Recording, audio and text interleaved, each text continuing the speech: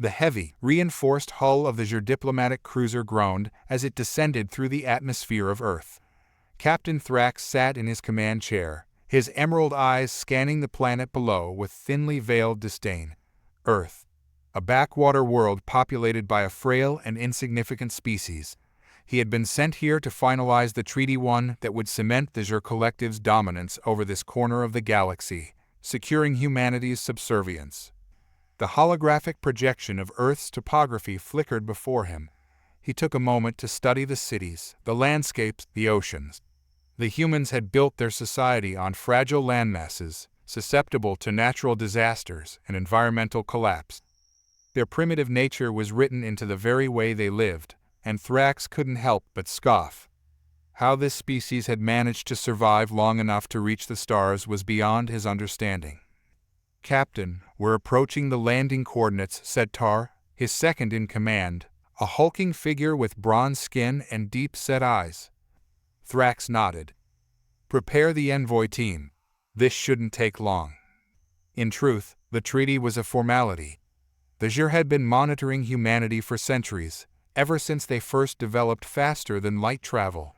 For all their technological advances, humans were still weak, fragile. The galaxy at large knew them as a species prone to infighting, short lifespans, and a general lack of unity.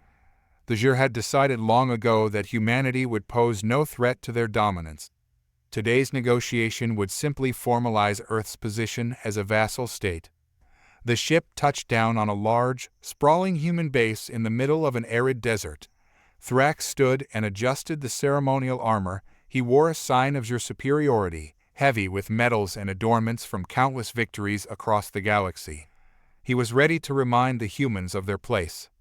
"Let's go," he said to Tar and the others. As they descended the ramp, a small human delegation awaited them at the base of the platform. The leader of the group, General Thomas Carver, stood at attention, flanked by a few officers and soldiers.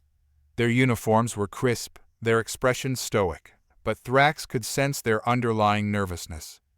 Carver stepped forward, extending a hand in a human greeting. "Captain Thrax, welcome to Earth." Thrax looked at the offered hand, then at Carver's face. He did not return the gesture. "General Carver," he said in a deep, resonant voice, "we are here to conclude the terms of the treaty. Let us not waste time." Carver's hand fell to his side, his jaw tightening slightly. "Of course, if you'll follow me." They walked in silence toward the command center, a large concrete structure that stood in stark contrast to the sleek, organic architecture of Zhyr cities. Inside, the walls were lined with human technology primitive by Zhyr standards, but functional enough to serve their purpose. As they entered the negotiation room, Thrax noticed a large display on the far wall, showing various human military forces. He caught glimpses of tanks, aircraft, and naval vessels. Pathetic, he thought. The Zhyr Collective had conquered worlds with defenses far more advanced than anything the humans could muster. "Please, have a seat," Carver said, motioning toward a long table in the center of the room. Thrax sat, his massive frame dwarfing the human-made chair. His envoy team took positions around him, silently observing. Carver and his officers sat opposite, their expressions carefully neutral. "We've reviewed the treaty," Carver began, "and while we understand the necessity of peace between our worlds, there are a few points we'd like to discuss before signing." Thrax raised an eyebrow. "Points? This treaty is non-negotiable, General. The terms are clear. Earth will become a protectorate of the Zhyr Collective. In exchange, your people will be granted access to our technology, our trade routes, and our protection. There is nothing more to discuss." Carver hesitated, glancing at his officers.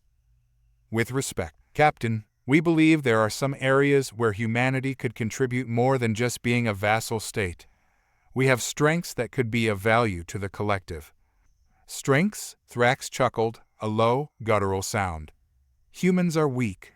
Your species has struggled to even unite under a single government. You lack the technological and military capabilities to be of any true service to the collective. You should be grateful we are offering you protection at all." For a moment, Carver said nothing. Then, without a word, He reached for a small remote on the table and pressed a button. The display on the far wall shifted, showing footage that made Thrax's eyes narrow in suspicion. It was a military exercise, a human one, but the scale was unlike anything Thrax had seen in their previous reports. Massive machines of war moved across the screen, far more advanced than the ones he had observed upon landing. Armored divisions rolled forward with precision, their weapon systems clearly operating on energy levels that rivaled even Zhyr technology. Aircraft that moved faster than any human model the Zhyr had documented streaked across the sky, unleashing destruction with terrifying efficiency. Thrax's eyes widened. What is this? Carver leaned forward slightly, his voice calm but with an undercurrent of steel. We've kept certain developments hidden from the galaxy at large. You see, Captain, humans aren't weak. For the first time since arriving on Earth, Thrax felt a ripple of doubt. The footage continued, showing human forces engaging in simulated battles against what appeared to be alien opponents. Their strategies were clever, adaptive, and ruthless. The humans moved with a coordination and ferocity that Thrax had never attributed to their species. Tar shifted uneasily beside him. Captain, we were not informed of this. Thrax clenched his jaw, his mind racing. This was not what he had expected. Humanity was supposed to be a minor player in galactic affairs, a species barely capable of maintaining peace among themselves, let alone posing a threat to others. And yet, here they were, displaying a level of military capability that rivaled some of the more advanced races in the galaxy. How? Thrax demanded, turning back to Carver. How have you hidden this from us? Carver gave a small smile, though there was no warmth in it. We're very good at adapting to threats, Captain. We've been studying your kind and others like you for longer than you realize. We knew that the Zhyr would eventually come to our doorstep, so we prepared. Quietly. Thrax's hands tightened into fists. This was unacceptable. The Zhyr had been outplayed, deceived by a species they had deemed inferior. But it wasn't over yet. You think this changes anything? Thrax growled. You may have developed weapons, but your people are still weak. The Zhyr Collective has ruled this galaxy for millennia. We have destroyed empires that were far stronger than you. You will fall like the rest. Carver's expression hardened. Perhaps. But if you want to test that theory, I suggest you prepare for a fight. Tension hung thick in the air. Thrax could feel his blood boiling, his pride as a Zhyr warrior screaming at him to put this human in his place. But the rational part of his mind, the part that had led countless successful campaigns, urged caution. The humans were hiding more than just weapons. They had been playing a long game, and Thrax needed to understand just how deep their deceptions ran before making his next move. He stood abruptly, his towering figure casting a long shadow over the humans. This meeting is over, he said, his voice cold. We will return to our ship and reconsider our approach. Carver stood as well, though he did not flinch. Take your time, Captain. But remember, humanity will not be subjugated easily.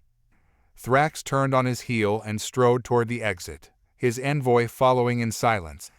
As they left the building and made their way back to the ship, Thrax's mind churned with conflicting thoughts. The humans had blindsided him, but he would not let it stand. As the ship's ramp closed behind them and the engines roared to life, Thrax glanced at Tar, his voice low and dangerous. We need to contact the Collective, immediately. Tar nodded, his expression grim. Understood, Captain. Thrax stared out of the viewport as the ship lifted off, his gaze fixed on the Earth below. The humans had shown their hand. Now it was time for the Zhyr to show theirs. The Zhyr diplomatic cruiser sliced through Earth's atmosphere, returning to orbit. Thrax stood in the command center, his arms crossed behind his back as he stared at the planet below. His mind raced, grappling with the unexpected revelation that humans weren't the helpless species the Zhyr had assumed. Captain, Tar's voice interrupted his thoughts. Communication with the Collective is established. Thrax turned, his expression grim. On screen. The holographic display flickered to life, and the face of High Command Overseer Velnan appeared stoic, elderly Zhyr with pale blue skin and sharp, angular features. His eyes narrowed upon seeing Thrax, no doubt sensing the tension in the room. "Captain Thrax," Velnan began, his voice smooth but with an edge of authority, "your mission was supposed to be routine. Why do you request an immediate audience with High Command?" Thrax didn't hesitate. "The situation has changed, Overseer. The humans are not what we believed them to be." Velnan's brow furrowed. "Explain." "They have hidden their true capabilities from us. Their military technology rivals that of advanced species in the Collective, and their tactics are far more sophisticated than we expected." Thrax glanced at Tar, who silently confirmed his statement with a nod. "They have been preparing for this confrontation in secret, all while leading us to believe they were weak." For a moment there was silence. Velnan's eyes bore into Thrax, searching for any hint of deception or incompetence. Finally, he leaned back, considering the news carefully. "This is troubling," Velnan admitted. "Our intelligence on humanity was comprehensive. We have monitored them for centuries. If they have truly advanced to the level you suggest, then it poses a significant threat to our operations in this sector." Thrax inclined his head. "Exactly. If we move forward with the treaty as it stands, we risk underestimating them. They may not be as easily controlled as we first thought." Velnan remained silent for a moment longer, before finally nodding. "Very well, Captain. You will remain in orbit and gather further intelligence. Do not engage the humans directly, but ensure they do not know we are onto them. We need time to assess the full scope of their capabilities before taking action." Thrax felt a wave of relief wash over him. High Command was taking the situation seriously, which meant he had time to devise a strategy. "I will proceed as ordered," Thrax replied. The screen went dark, and Thrax turned to his crew.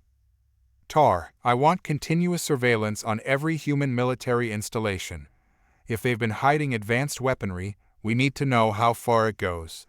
Report any anomalies immediately." "Understood, Captain," Tar said, already moving to relay the orders. Thrax returned to his seat, his mind still spinning with questions. How had the humans hidden their capabilities so effectively, and what was their end game? He knew one thing for sure: humanity had far more cards to play than the Zhyr had anticipated. Meanwhile, back on Earth, General Carver stood in front of a massive screen in the war room of the base. The Zhyr cruiser had left the atmosphere, but he knew this wasn't the end. He could feel the tension in the air, and his instincts told him that the Zhyr were now questioning everything. "Think they'll take the bait?" asked Lieutenant Danvers, one of Carver's most trusted officers. "They have to," Carver replied, his voice low. "We showed them just enough to make them doubt what they know, but not enough to reveal all of our cards. If they're smart, they'll hold off on signing the treaty until they figure out how strong we really are. And when they do—" Carver turned to face Danvers, a steely resolve in his eyes. "Then we negotiate from a position of strength, but we need to be ready for the worst-case scenario." Danvers frowned. "You really think they'll try something? The Zhyr are smart. They know attacking us outright would be costly." Carver nodded. "Costly, but not impossible. If they think we're bluffing, they might try to test us. We need to make sure that if they do, we hit them hard enough that they never think of trying again." The room fell silent as Carver's words hung in the air. The Zhyr Collective was not an enemy to take lightly, and everyone in the room knew it. For decades, the Collective had been the dominant force in the galaxy, crushing any opposition that dared to challenge their rule. But humanity was different. They had been underestimated before, and now Carver was determined to use that to their advantage. "Prepare the defense grid," Carver ordered. "If they make a move, I want them to regret it."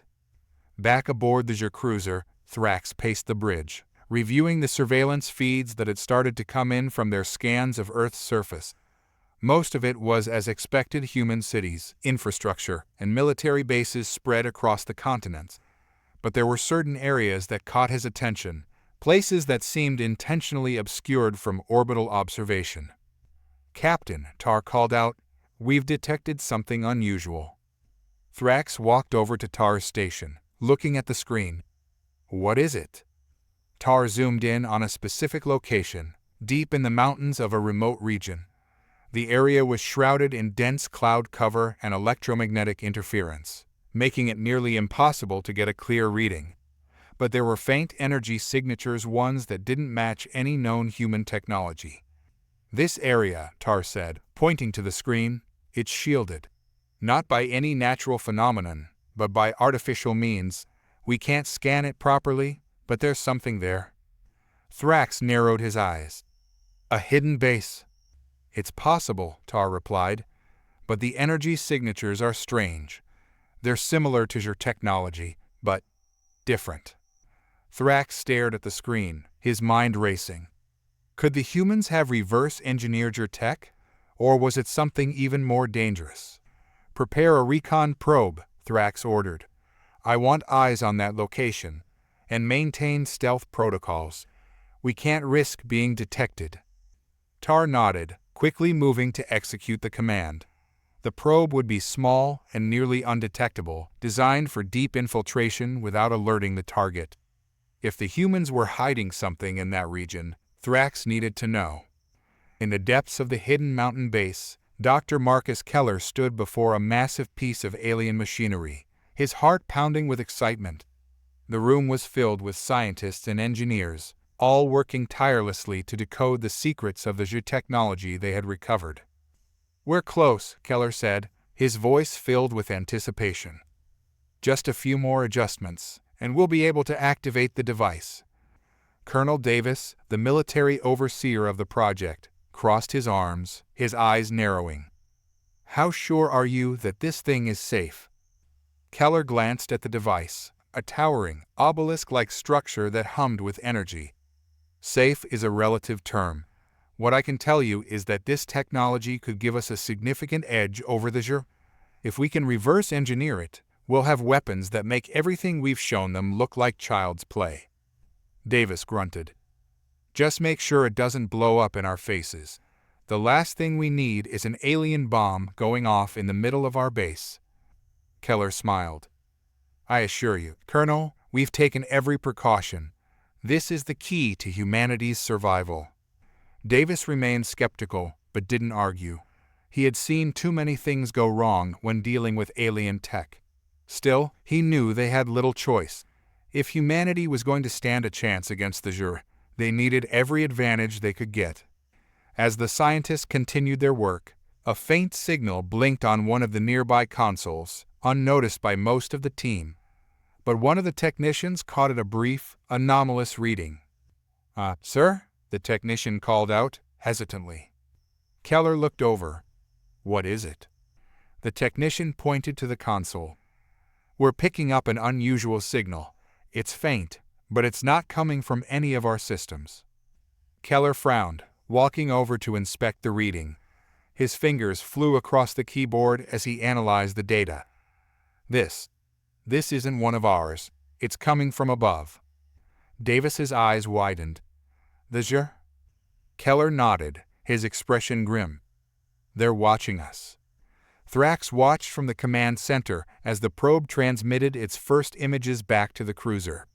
The footage showed the human base hidden deep within the mountains, and as the probe descended further, it revealed something far more unsettling: a massive structure, clearly of Zhyr origin, being worked on by human scientists.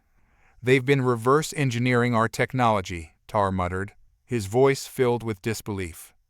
Thrax clenched his fists. "They were never as weak as we thought." The humans had been preparing for this confrontation for far longer than anyone had realized. They had taken Zhyr technology and turned it into their own weapon, and now they were on the verge of unlocking its full potential. "Captain," Tar said urgently, "they've detected the probe. We need to retreat before they can trace it back to us."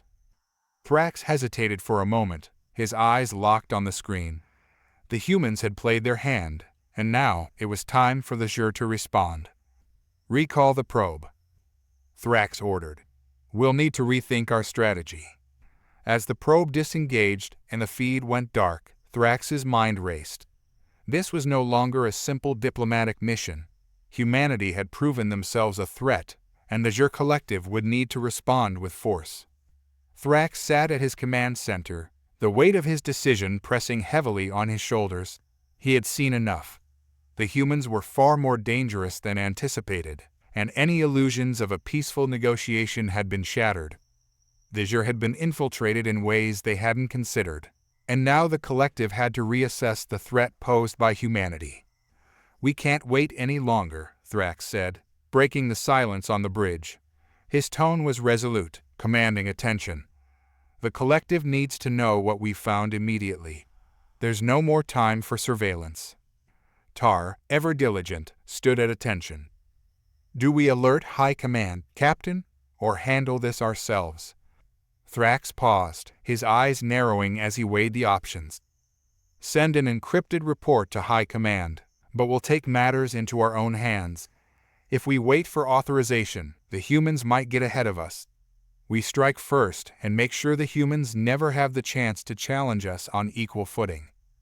Tar gave a quick nod and turned to send the encrypted message. "Message sent, Captain. What are your orders?"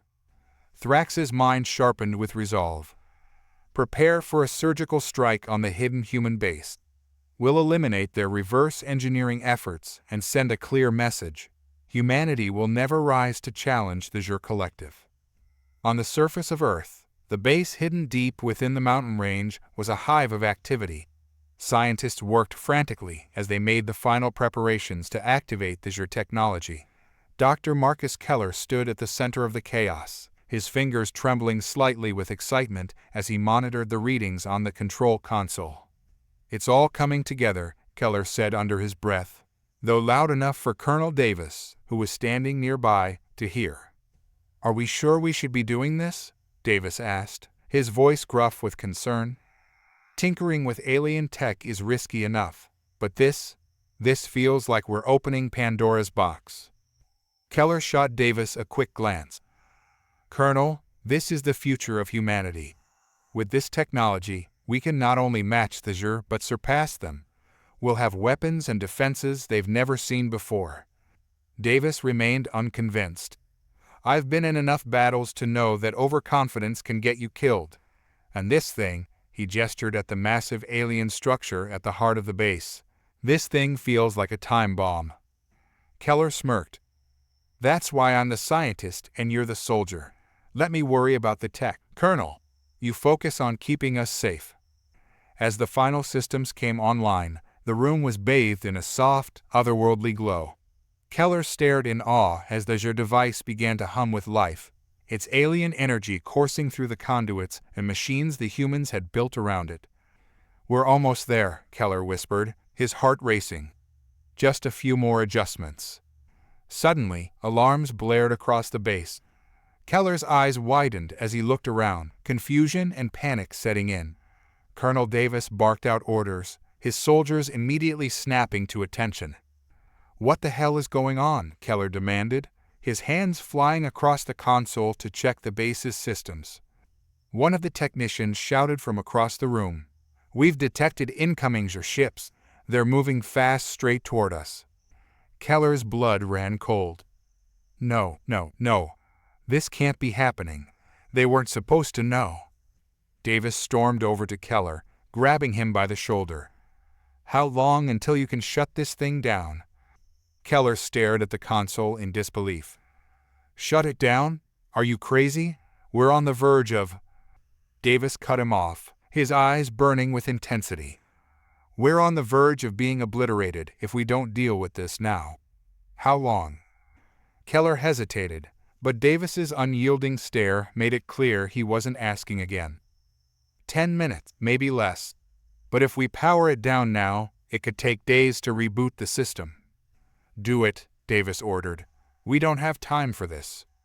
Keller reluctantly began the shutdown sequence, cursing under his breath. The humming energy began to fade, and the glow surrounding the alien structure dimmed. He could feel his dreams of unlocking Zhyr technology slipping away, but survival was now the priority. Above Earth, aboard the Zhyr cruiser, Thrax watched as the strike teams prepared for their descent. the surgical strike was planned with precision. The goal was to infiltrate the base, destroy the human operation, and leave no trace of your involvement. It had to look like an internal human failure, a tragic accident of their reckless ambition. All teams ready, Captain, Tar reported, standing by the tactical interface. We have a clear shot at the base. Thrax took a deep breath. Execute the mission. Show them why we're the dominant force in this galaxy. The Zhyr strike pods launched from the cruiser, small, stealth-capable craft designed to breach enemy defenses unnoticed. They descended rapidly through Earth's atmosphere, invisible to the human radar systems. Thrax watched intently as the strike teams neared their target. The humans had made a fatal mistake, and now they would pay the price for their arrogance. Back at the hidden base, Davis's soldiers scrambled into defensive positions as the alarms continued to blare. The tension was palpable, every soldier on edge, their weapons drawn as they prepared for the worst. "Colonel," one of the technicians called out, his voice shaking. "We've lost contact with half of our sensors. Something's coming, but we don't know where from." Davis swore under his breath. "They're here. We need to hold the line. No matter what happens, we can't let them reach the device." The soldiers set up defensive barricades, the sound of boots and clattering weapons echoing through the base. Every second felt like an eternity as they waited for the inevitable attack. Suddenly, the lights flickered, and a deafening explosion rocked the facility. The walls shook violently, and debris rained down from the ceiling. Soldiers staggered, trying to maintain their footing as smoke filled the air. "They've breached the outer wall," someone shouted, though it was hard to tell in the chaos who had spoken. Davis grabbed his rifle, his face grim. "Everyone, hold your positions. We're not letting them take this base without a fight." Keller, still at the console, frantically tried to maintain control of the situation. "I'm almost done with the shutdown, just a few more seconds." But time had run out. The Zhyr strike teams moved with terrifying efficiency, their advanced weaponry cutting through human defenses like a hot knife through butter. Plasma fire filled the air as human soldiers fell back, desperately trying to hold off the inevitable. Davis shouted over the gunfire, rallying his troops. "Don't let them through. This is our world, damn it." The Zhyr moved swiftly through the corridors, their armor shimmering in the dim light. They were ruthless, calculating, and methodical in their assault. Each human soldier that fell only added to their growing momentum. In the command center, Thrax watched the battle unfold through the strike team's helmet cams. The humans were fighting hard, but they were outmatched.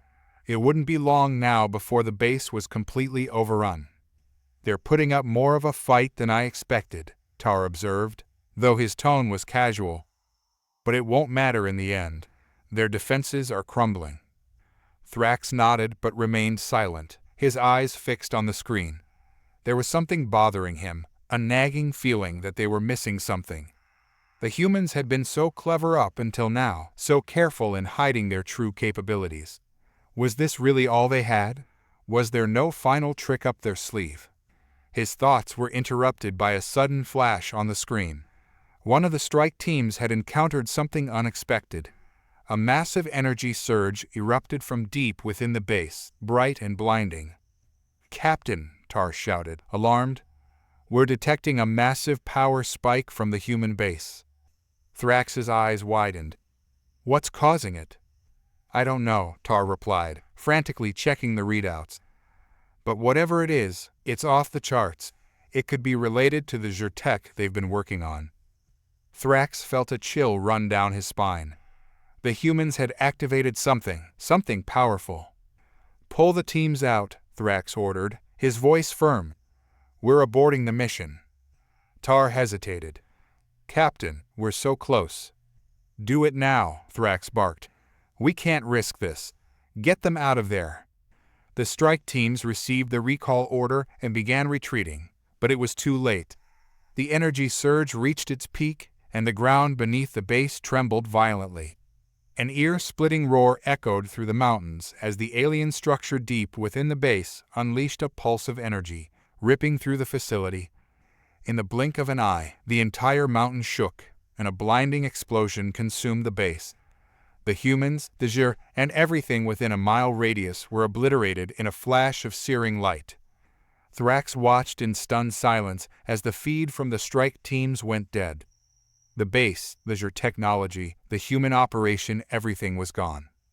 The control room aboard Thrax's cruiser was eerily quiet as the crew processed the destruction of the human base. A silent, smoking crater had replaced the once hidden facility deep within the Earth's mountain range. Thrax stared at the darkened screens, his mind a swirl of confusion and disbelief. "What just happened?" Tar repeated, his voice uncharacteristically shaky.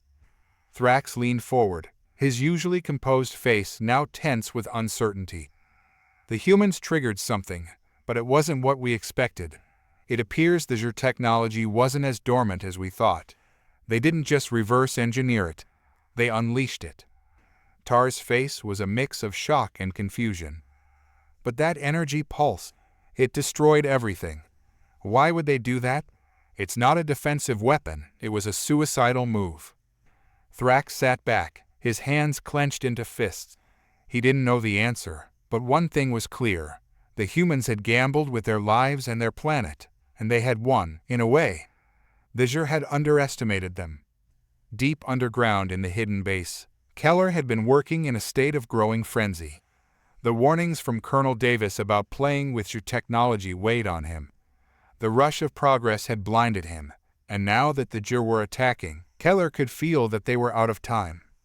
Davis barked orders to his soldiers to hold the line, knowing full well that they were outmatched. "We can't let them reach this room," he yelled, firing his rifle at the shadowy figures closing in. The plasma shots the corridor in bursts of bright blue and red. Bodies littered the floor as both human and Zhyr soldiers fell, but the Zhyr kept advancing with terrifying precision. Keller's trembling hands worked furiously over the alien console, trying to initiate the last failsafe. "If I can't power it down in time, we're all dead," he muttered. The thought had crossed his mind a dozen times in the last hour. If he couldn't deactivate the Zhyr device, they were all as good as vaporized.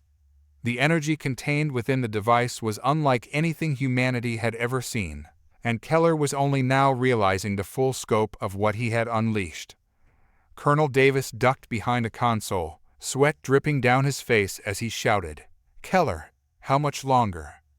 "I don't know," Keller snapped, his fingers flying over the interface, trying to bypass the cascading system failures. This thing wasn't meant to be shut down once it's fully online, the power cores at critical levels. The thumping of boots grew louder, and Davis knew the Zhyr strike team was moments away from breaking through. His pulse raced as he reloaded his rifle, muttering to himself, "This isn't how it ends. Not like this."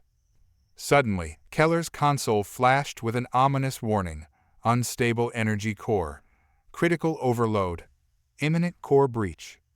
Keller's heart sank. The failsafe hadn't worked, it had triggered something far worse. "Oh no," Keller whispered, eyes wide with terror. "We're out of time." On the surface, far above the underground base, the sky flickered with strange lights. Civilians in nearby towns and villages looked up, wondering if this was some kind of rare aurora or military exercise. But those close enough to the base saw the ground tremble as a deep, bass-like rumble resonated through the mountains. The humans had no idea what was coming. Inside the Zhyr cruiser, the crew watched helplessly as the massive energy surge erupted from the Earth, lighting up the planet's atmosphere in a brilliant wave. Thrax slammed his fist down on the console, furious at his failure to foresee the possibility. "Abort the mission. Get those strike teams out of there, now," he barked. But it was too late. The mountain exploded, and with it, the hidden human base and all the Zhyr soldiers inside. The energy unleashed was far beyond what even the Zhyr had anticipated. It was a cataclysmic pulse, one that sent shockwaves for miles and altered the very fabric of the surrounding atmosphere. Thrax's screen blinked with static before finally going black, signaling the loss of the strike team. When the dust had settled and the initial reports filtered in, Thrax paced back and forth in the command center. The humans had managed to turn the tide by accident, or perhaps by design. He couldn't tell anymore. Their base is gone, Tar reported, pulling up a preliminary scan of the now lifeless area. No signs of survivors. Whatever that pulse was, it wiped everything clean. Even our teams. Thrax stopped pacing and stared at the holographic display. The crater where the human base had been was a perfect scar on the landscape. The destruction was absolute. I don't understand, Tar continued. The humans didn't just lose, they annihilated themselves. But why? Thrax stared at the scan, his mind racing. No, I don't think it was that simple. This wasn't just some desperate act of self-destruction. I think they've learned something from our technology, something we didn't foresee. Tar raised a brow. What do you mean? Thrax turned to face him. What if that wasn't a failure? What if the humans triggered something deliberately, to prevent us from getting our hands on whatever they'd discovered? This could have been a trap all along. Tar's eyes widened in realization. But why would they risk everything? Their entire base, their research, all their people. Thrax nodded grimly. That's what makes them so dangerous. They're willing to sacrifice everything if it means denying us an advantage. It's not about their strength, it's about their resilience. We thought we could outmaneuver them, but they've been playing a different game. Tar crossed his arms, deep in thought. So, what now? Do we report this failure to High Command? Thrax's expression hardened.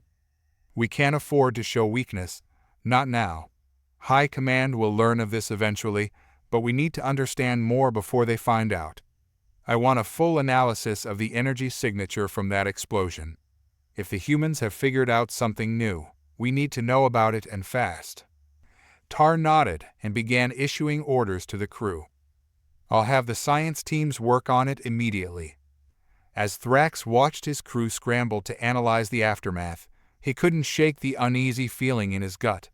The humans had proven themselves far more resourceful and unpredictable than the Zhyr had anticipated. This wasn't just about brute strength, it was about a new kind of warfare, one that humanity was uniquely suited to win. They're not weak, Thrax muttered to himself. They're far more dangerous than we ever imagined.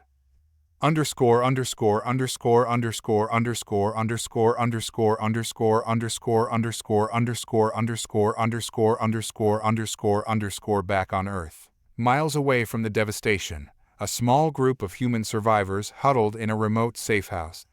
Colonel Davis, bruised and bloodied but alive, sat in the corner with his remaining men, staring blankly at a makeshift radio. The message Keller had left behind before everything went wrong still echoed in his mind. Protected at all costs. Keller had known the risks, but he'd also known the value of the discovery they'd made. The Zhyr thought they'd wiped everything clean, but they were wrong. Davis pulled a small data drive from his pocket, the last remnants of Keller's work, the one thing they had managed to save before the end.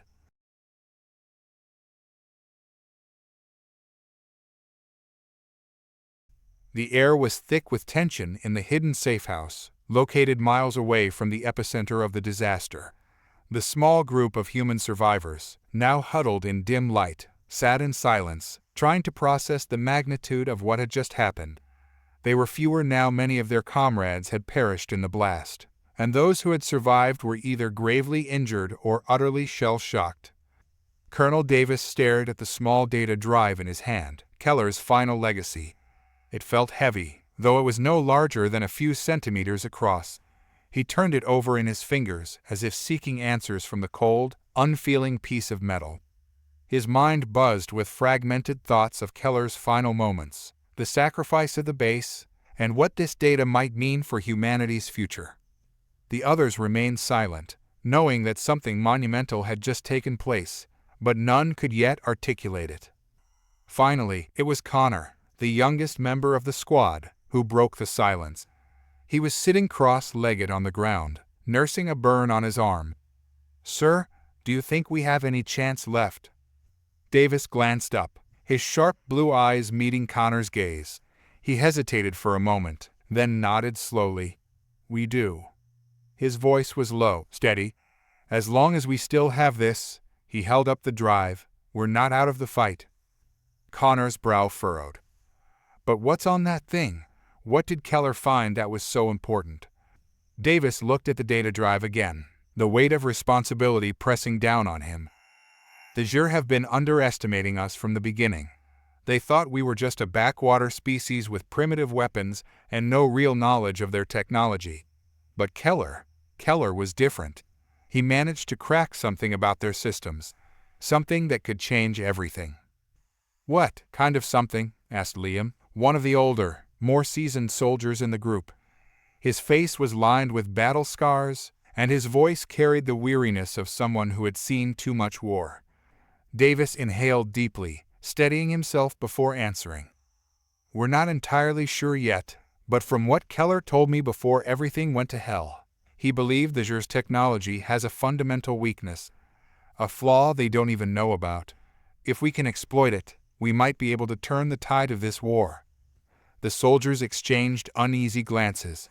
They had all witnessed the power of the Zhyr firsthand. Their advanced technology, superior numbers, and seemingly invincible forces had overwhelmed Earth's defenses time and again. To suggest that there was a flaw in their technology seemed almost too good to be true. Connor, always the skeptic, voiced what the others were thinking. A flaw? With all due respect, sir, that sounds like a long shot. I mean, look at what just happened. We barely made it out alive. Davis's jaw clenched. I know, but Keller was certain. And if there's even a chance he was right, we owe it to everyone who's fallen to see this through. There was a moment of silence as the weight of Davis's words sank in. Liam, ever the pragmatist, leaned forward. All right, let's say Keller was right. What's the next step?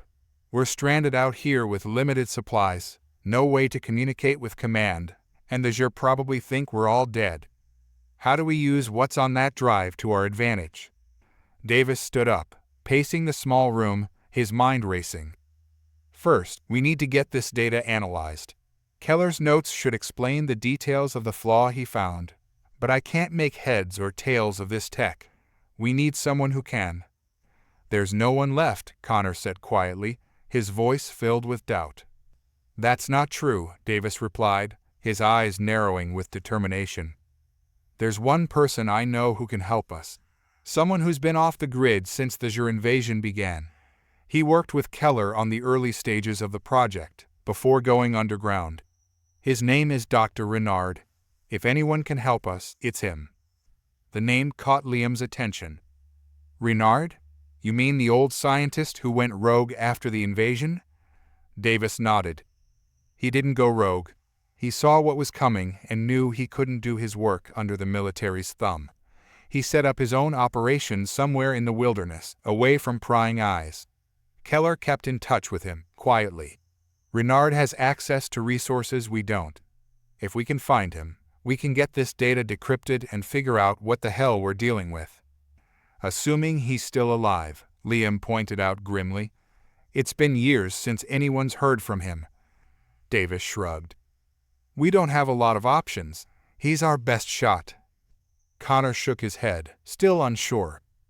Even if we find him, there's no guarantee the Zhyr won't track us down before we can do anything with that data. It's a suicide mission. Davis turned to him, his eyes hard. We've been living on borrowed time since this war started, Connor. I don't care if it's a long shot. I'm not giving up. Not while there's still a chance to hit them where it hurts. Connor didn't respond, but his expression softened. He knew Davis was right. They didn't have any other options. All right, Liam said, standing up and adjusting his gear. Where do we start? Davis placed the drive carefully into a small, secure container and tucked it into his chest pocket. We need to head north. Renard's last known location was somewhere in the Canadian wilderness. If we can find him, we'll stand a chance. But we'll have to move fast and stay off the grid. The Zhyr might think we're dead, but we can't count on that for long. Thrax stood in front of the massive viewing screen in the ship's control room, his eyes fixed on the smoldering remains of the human base. The energy signature from the blast was still being analyzed, but the initial reports were troubling. "It's not what we expected, is it?" Tar said from beside him, his voice low. "The humans have done something strange." Thrax nodded, his mind racing. "We underestimated them. They didn't just blow themselves up. There was purpose behind what happened. The energy released from that explosion is unlike anything we've seen before. It disrupted our sensors, even from orbit." Tar frowned. "Do you think they've discovered something new? Something that could pose a threat?" Thrax's eyes narrowed. "I don't know yet, but I intend to find out." He turned to the holographic display in front of him, pulling up the data from the blast. The energy patterns were erratic, chaotic, but there was something else there, something deeper. "Send a team to investigate the crater," Thrax ordered.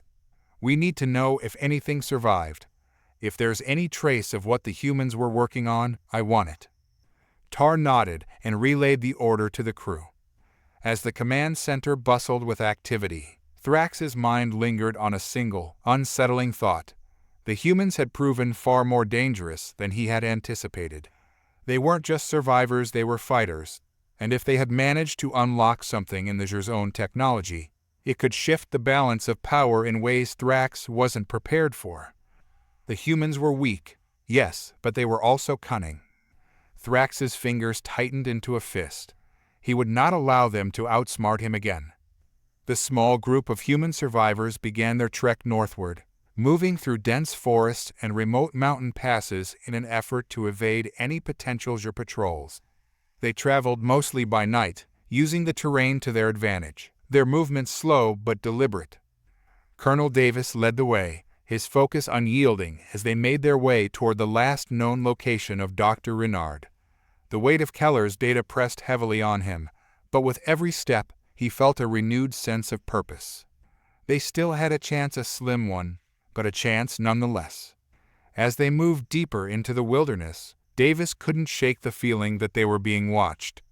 The Zhyr were relentless, and if they had any inkling that he and his men had survived, they would be hunted down without mercy. But Davis wasn't about to let that happen. They would find Renard, they would decrypt the data, and they would fight back with everything they had left. The war wasn't over yet. The cold air bit at their skin as they continued their journey through the wilderness. Each step felt heavier than the last, not only because of the exhaustion setting in, but also because of the looming dread. Davis knew they were on borrowed time. The Zhyr wouldn't leave them alone for long, not after what had happened at the base. If they were lucky, the aliens thought they were dead, but Davis had never been one to rely on luck. The group had dwindled down to a mere 6 men. Aside from Connor and Liam, there were Martin, a lanky communications expert who had managed to salvage a portable radio, and the twins, Neil and Sam, known for their sharpshooting skills. They moved silently through the dense forest, their weapons always ready, eyes constantly scanning their surroundings for any sign of pursuit. "Colonel," Connor whispered from behind, his breath visible in the crisp air. "How far are we from Renard's last known location?" Davis glanced at the crude map Keller had left behind. 2 more days, maybe less if we push harder." Connor winced but nodded. He was tough, but even his resolve was beginning to show cracks. No one spoke of it, but the deaths of their comrades weighed on them all. Davis felt the responsibility for every one of them, knowing that this mission was all that stood between survival and extinction. "Keep your eyes sharp," Davis said in a low voice. "We'll rest when we hit the ridge." The terrain grew steeper as they ascended a series of rocky inclines. The trees became sparser, offering less cover, but from the ridge, they'd have a vantage point, a chance to spot any threats coming their way. Thrax stood silently in his quarters, staring out into the infinite expanse of space. The stars twinkled, distant and indifferent to the struggles below. His mind churned over the recent developments. He had dispatched a reconnaissance team to the human base, but no clear information had come back. The energy readings from the explosion were like nothing the Zhyr had encountered before. A soft chime alerted him that Tar was requesting an audience. Thrax allowed it, turning to face his second-in-command as the door slid open. "We've confirmed the crater's been thoroughly examined," Tar reported, his voice steady but betraying a hint of unease. "The energy signature is unusual. We're running analyses, but preliminary data suggests the humans were tampering with something dangerous."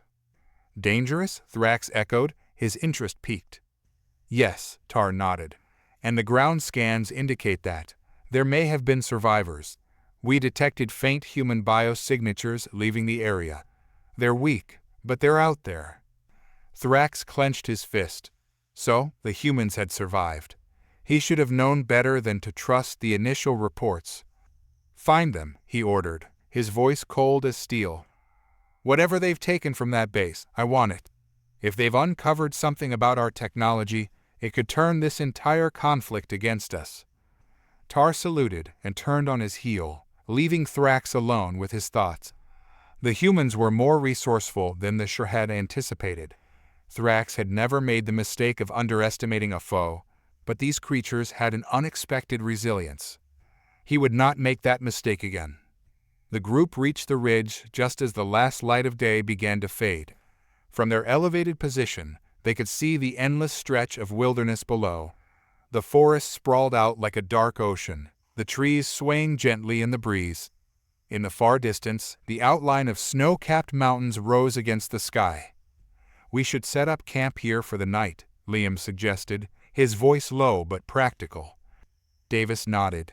They were all running on fumes, and if they pushed too hard, they'd be no use to anyone. "Connor, Neil, you take first watch. The rest of you, get some rest. We move at first light." The men nodded in unison, understanding the gravity of the situation. Neil and Connor took up positions at the edge of the ridge, their rifles ready as they scanned the horizon. As the others began setting up makeshift bedding, Davis pulled out the small container holding the data drive. He turned it over in his hands again, feeling the cold metal against his skin. Somewhere in this wilderness was Dr. Renard, and with him, the key to decrypting whatever secrets this drive held. "What if we're too late?" Martin asked quietly from beside him. His voice was steady, but the worry was evident. Davis didn't look up, still staring at the drive. "We're not too late." "But if the Zhyr are already looking for us?" "They won't find us," Davis interrupted, more harshly than he intended.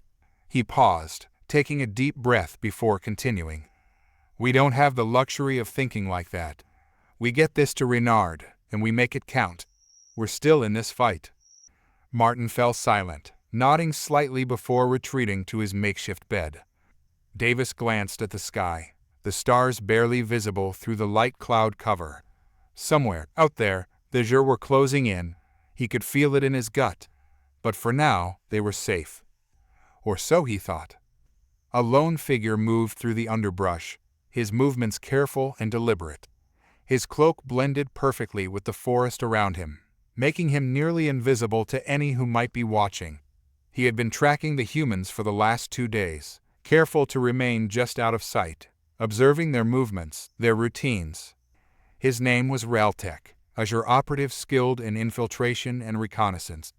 His mission was simple: locate the human survivors, assess their threat level, and if possible, eliminate them. He had expected to find a broken, disorganized group, demoralized after their failed base defense. Instead, what he had found was something far more dangerous. These humans were not broken. They were determined, focused, and that made them all the more dangerous. Rethink paused at the edge of a small clearing, his sharp eyes catching a glimpse of movement far ahead. He crouched low, using the trees for cover as he scanned the area with his enhanced vision. There, on the ridge, the humans had stopped for the night. Rethink smiled to himself. They were closer than they realized. All it would take was a single call to the Zhyr fleet, and a strike team could be dispatched to their location within hours. The humans wouldn't stand a chance. But Rethink was patient. He wanted to learn more before making his move. What were they after? Why had they risked so much to survive? He had heard the rumors circulating aboard the Zhyr fleet, whispers of a human discovery, something that could potentially shift the balance of the war. Rethink didn't put much stock in rumors, but he was a professional. He would observe, report, and only act when the time was right. For now, the humans remained oblivious to his presence. The night was cold, but the men were too tired to care. Most had fallen into an uneasy sleep, their weapons within arm's reach. Only Neil and Kana remained awake, taking turns watching the horizon for any signs of danger. Connor was the first to break the silence. "You ever think about what comes after all this?" Neil, who had been scanning the forest below, glanced over. "After the war." "Yeah," Connor said, keeping his voice low. "Assuming we win, what do you think happens?" Neil thought about it for a moment, his expression unreadable in the dim light. "I don't know. I guess we rebuild. Start over." Connor sighed, shifting his weight slightly. "You ever think maybe there's nothing left to rebuild? I mean, look around. The cities are gone. Half the population wiped out. Even if we win, what's left?" Neil didn't answer right away. He didn't have to. They both knew the truth. The world they had once known was gone. But after a long pause, Neil finally spoke, his voice quiet but firm. "We fight because we have to. Not because we think everything's going to be perfect after. It's about survival. And maybe, just maybe, if we survive this, we'll figure out what comes next." Connor didn't say anything, but he nodded, taking some small comfort in Neil's words. Suddenly, a soft rustle from the trees below caught their attention. Both men tensed, their rifles raised as they scanned the darkness. "Did you hear that?" Connor whispered, his heart pounding in his chest. Neil nodded, his eyes narrowing. "Yeah, stay sharp." The night had been quiet up until now, but something felt off. The wind had shifted, and the forest had gone eerily still. Connor strained his ears, trying to catch any further sounds, but all he heard was the pounding of his own heartbeat. And then, without warning, a shadow moved in the darkness. Connor and Neil tensed as the shadowy movement below became more distinct. Connor's grip tightened around his rifle, his breath shallow and quick. He glanced at Neil, whose eyes were fixed on the area where the shadow had moved. "Do you see anything?" Connor whispered urgently. Neil shook his head, but his face was a mask of concentration. "Not yet. Stay alert."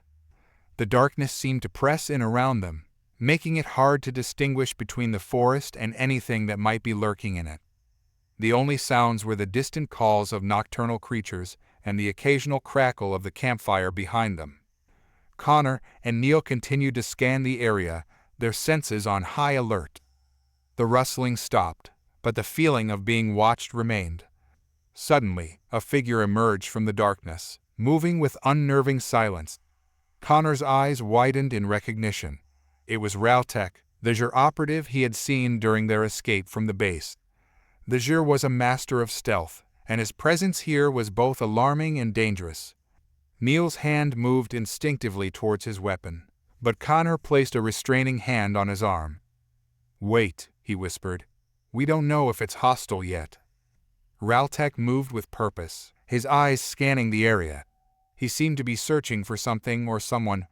His alien form was a stark contrast to the natural surroundings, but his ability to blend into the shadows was almost uncanny.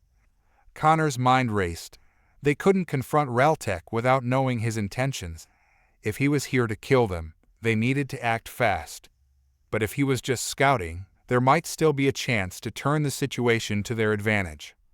"Stay low and follow him," Davis ordered in a whisper from behind them. He had heard the commotion and approached, his expression tense. "If he's looking for something, he might lead us to it."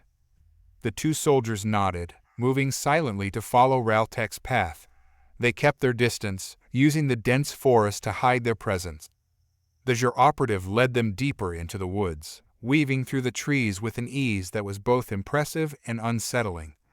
The safe house was a temporary sanctuary, a small, dilapidated building that had seen better days.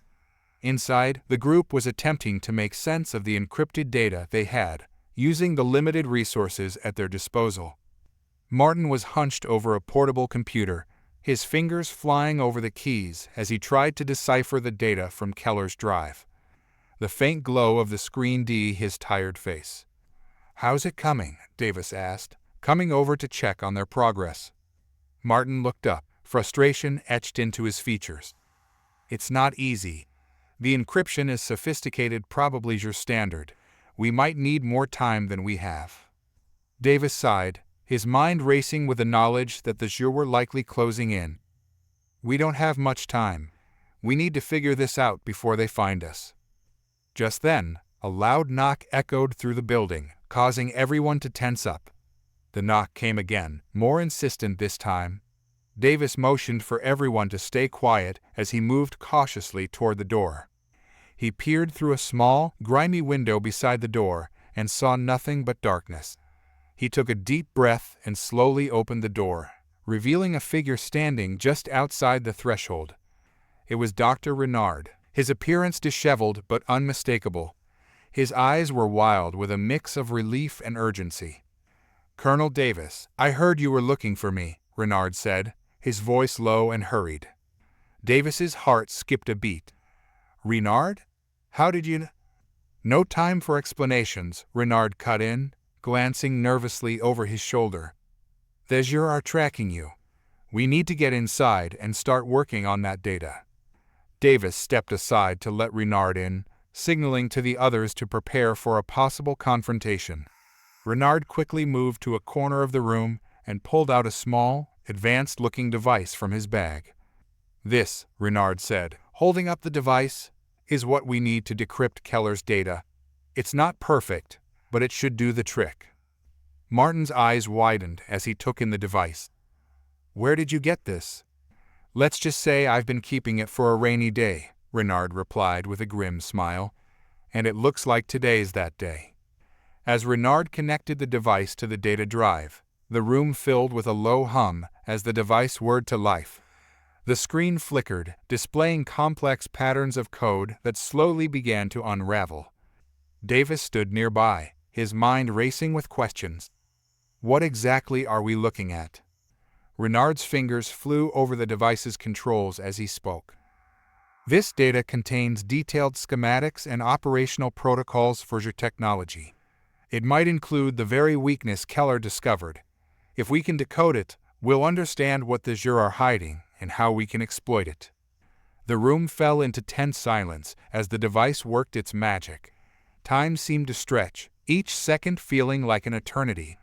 Davis watched the data unfold, hoping against hope that this was the breakthrough they so desperately needed. Raltek's mission had taken an unexpected turn. As he moved through the forest, his enhanced senses picked up the faintest sounds and smells, guiding him toward the hidden humans. His goal was simple: find them and report back. But the presence of a Zhyr operative in the vicinity was not a typical occurrence. He had noticed their trail, faint but discernible. His enhanced vision caught glimpses of their movements through the underbrush. The humans were moving with caution, but Raltek had no intention of confronting them directly. He preferred to observe and gather information before taking any action. Suddenly, Raltek's sensors picked up a new signal, one he hadn't anticipated. It was coming from a small, makeshift encampment nearby. The signal was faint, but it was definitely Zhyr technology. He approached the camp cautiously, making sure to remain hidden. Through the trees, he saw the figures of the humans moving around the campfire. It appeared that they had established a temporary base, and the Zhyr signal was coming from a device they had. Raltek's mind raced. If the humans had somehow managed to acquire Zhyr technology, it could be a significant development. He needed to gather more information before making his move. Using his stealth skills, Raltek crept closer to the camp, his every movement calculated to avoid detection. He watched as the humans huddled around the device, working feverishly to decrypt the data. This was an opportunity, and Raltek knew he had to seize it. Raltek's heart raced as he observed the humans working around the device. His enhanced senses picked up every whisper and subtle movement.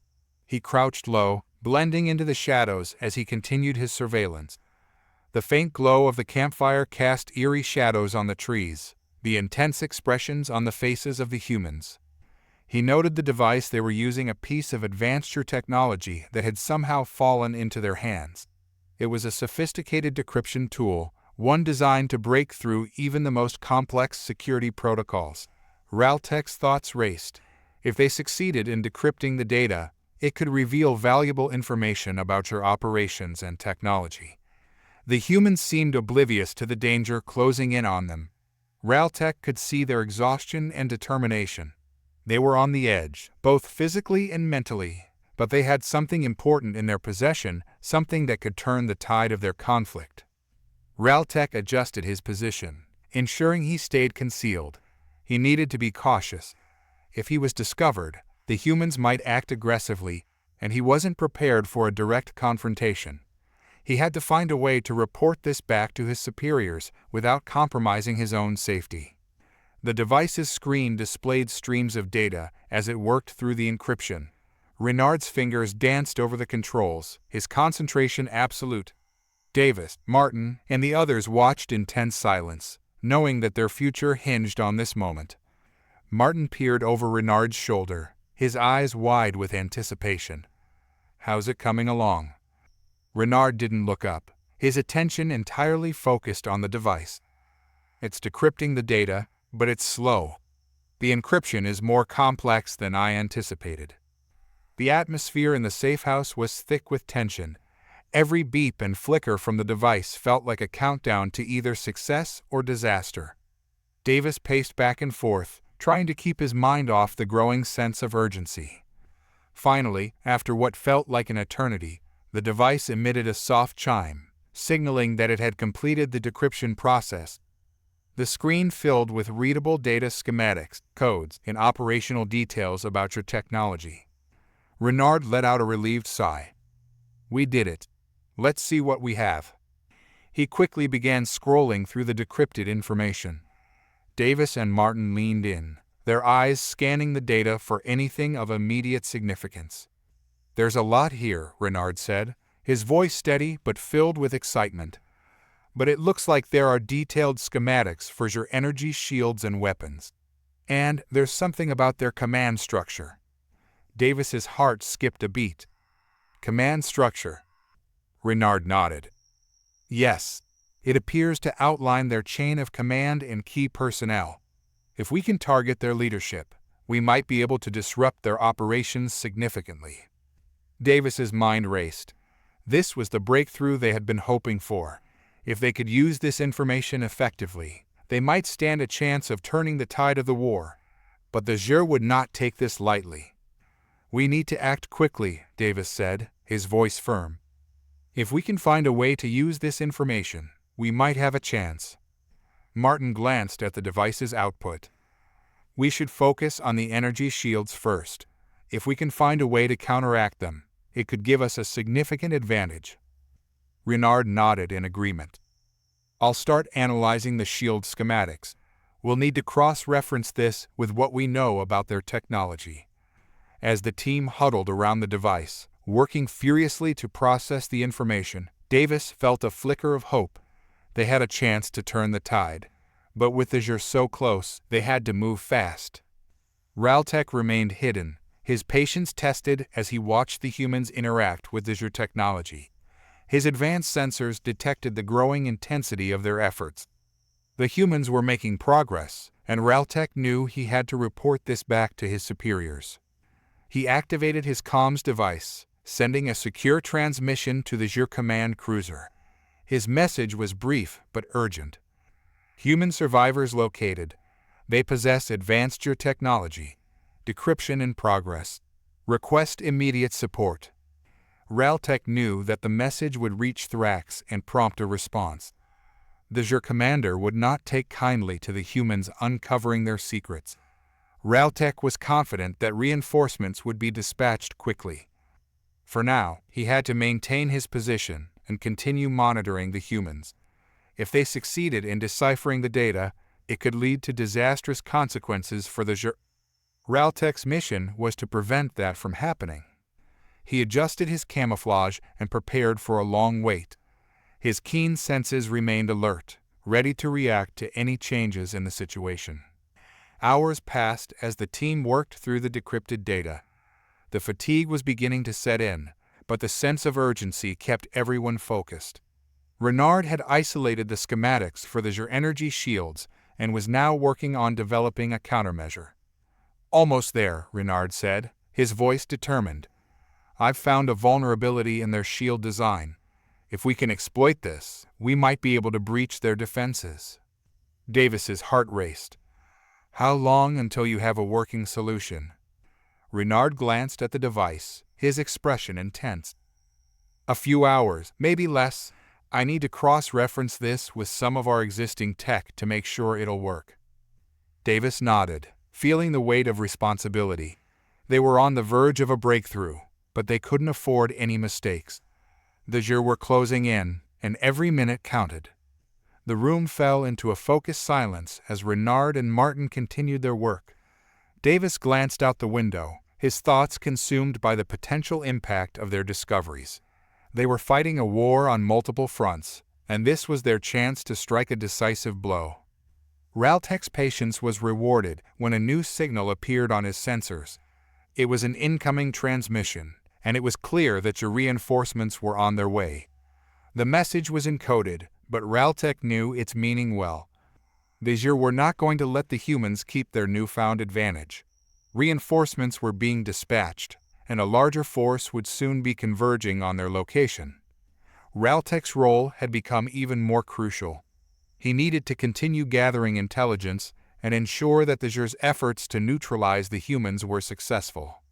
He took a deep breath and prepared to move, his mind already calculating the next steps. The humans had made a significant discovery, but Raltek was determined to prevent them from leveraging it. As the hours ticked by, the atmosphere in the safe house was tense but focused.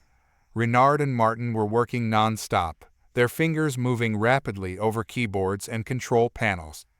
Davis paced the small room, his mind a whirl of strategy and anticipation. "Almost there," Renard said, his voice strained but determined. "I've managed to develop a preliminary countermeasure for the energy shields. We should be able to disrupt their defensive fields long enough to make an attack." Davis leaned over the work table, examining the schematics and data on the screens. "This could be our chance to hit them where it hurts, but we need to make sure it's reliable." Martin looked up from his workstation. "We've been working with limited resources, but this should be enough to give us a fighting chance. If we can deploy this countermeasure effectively, it'll give us the upper hand." Davis nodded, feeling a surge of hope. "We need to move quickly. The Zhyr reinforcements will be here soon." Suddenly, a series of beeps interrupted their discussion. The portable computer displaying the decrypted data emitted a warning signal. Renard's eyes widened as he scanned the screen. "What's happening?" Davis asked, his voice tight with concern. "Looks like we've triggered an alert," Renard said, his face pale. "The Zhyr must have detected our activities. We need to get out of here, now." Davis's heart raced as he assessed the situation. The Zhyr were closing in, and they had no time to waste. "Prepare to move. We're heading to the secondary safe house." The team quickly gathered their equipment and the newly developed countermeasure. They exited the safe house with a sense of urgency, their breaths visible in the chilly night air. Connor, Neil, and the others had been following Raltek for hours. They had kept their distance, but their patience was wearing thin. The Zhyr operative had led them through a maze of trees and underbrush, and they were running out of time. Connor signaled for the team to halt. "We need to be cautious. We don't know what we're walking into." Neil nodded, his eyes scanning the area. "Agreed. We should check the area for any traps or ambushes." The team moved cautiously, their senses heightened. The forest was eerily quiet, the usual sounds of nocturnal creatures absent. Connor's instincts told him something was wrong. As they advanced, they came upon a clearing. In the center stood the remnants of a small campfire, now cold and abandoned. The ground was littered with discarded equipment and supplies. Connor's eyes narrowed. "Looks like we're not the only ones here." Neil crouched beside the remains of the campfire, examining the debris. "There's a Zhyr comms device here. It's been used recently." Connor's heart sank. The presence of a Zhyr device meant that Realtek was close, and they had to be ready for anything. Keep your eyes open. We need to find out what happened here. The team spread out, searching the area for any signs of the Zhyr operative. The forest remained unnervingly quiet, heightening their sense of dread. The team made their way through the forest, the dark canopy overhead making navigation difficult. The secondary safe house was a few miles away, hidden in a remote part of the forest. As they moved, Davis couldn't shake the feeling of impending danger. The Zhyr reinforcements would be arriving soon, and they had to ensure that their plans were in place before it was too late. Renard led the way, his focus unwavering as he navigated through the dense underbrush. The team followed closely, their movements careful and deliberate. Suddenly, the crack of a twig echoed through the forest. The team froze, their senses alert. Davis signaled for everyone to take cover, moving behind a cluster of trees. "We're not alone," he whispered, his voice barely audible. Connor's team, having followed Realtek's trail, was now in close proximity. The two groups were unknowingly converging on the same location. Connor's instincts told him that they were close to something important.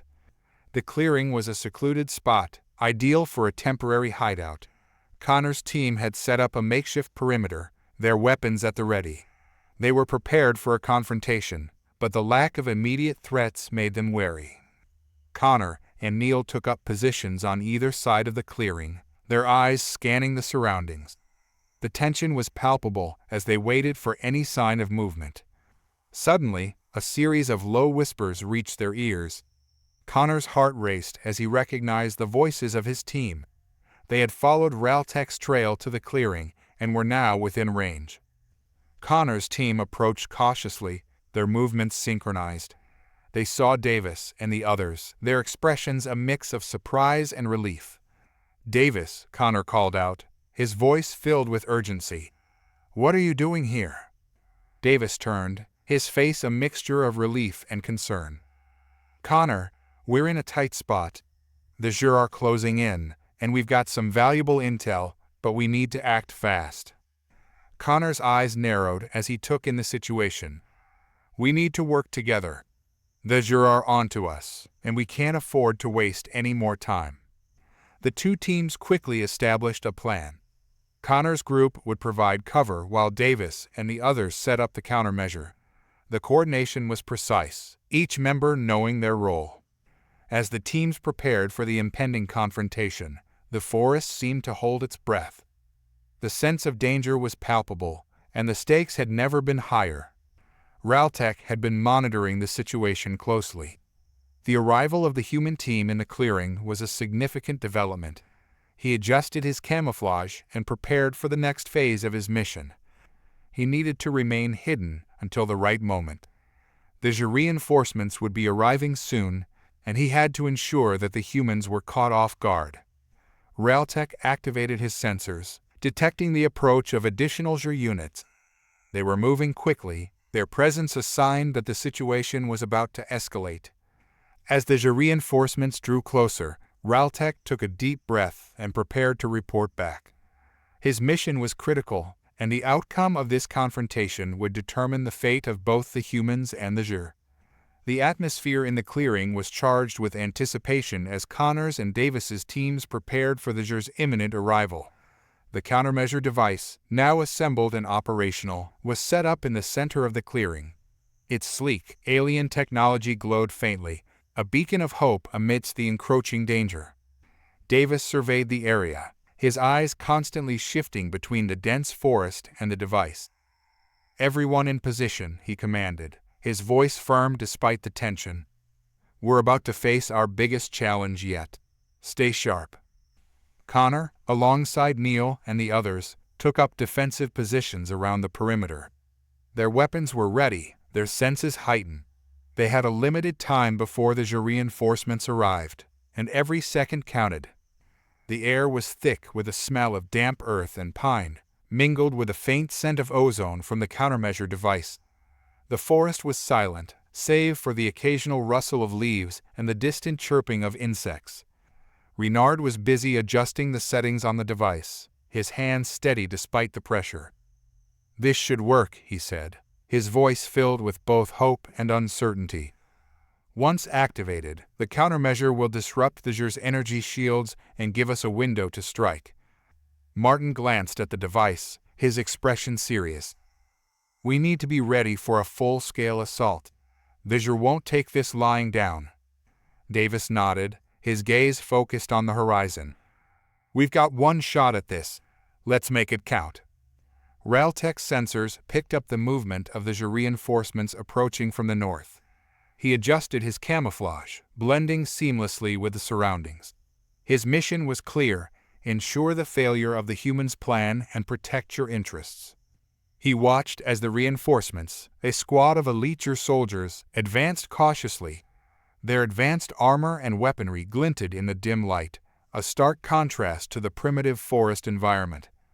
Raltek's comms device crackled to life with a message from Zhyr Command. The transmission was terse and commanding.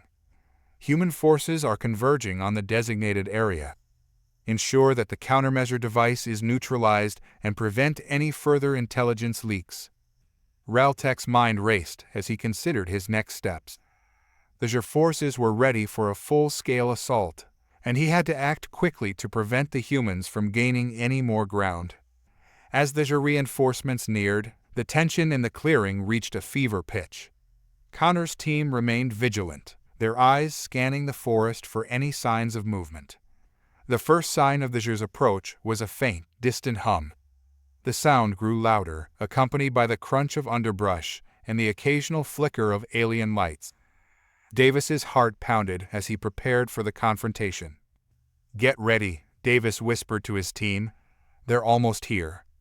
The clearing was bathed in the eerie glow of the countermeasure device as it began its activation sequence. Renard's fingers worked quickly, inputting final adjustments and calibrations. Suddenly, the forest erupted in a cacophony of sound and light.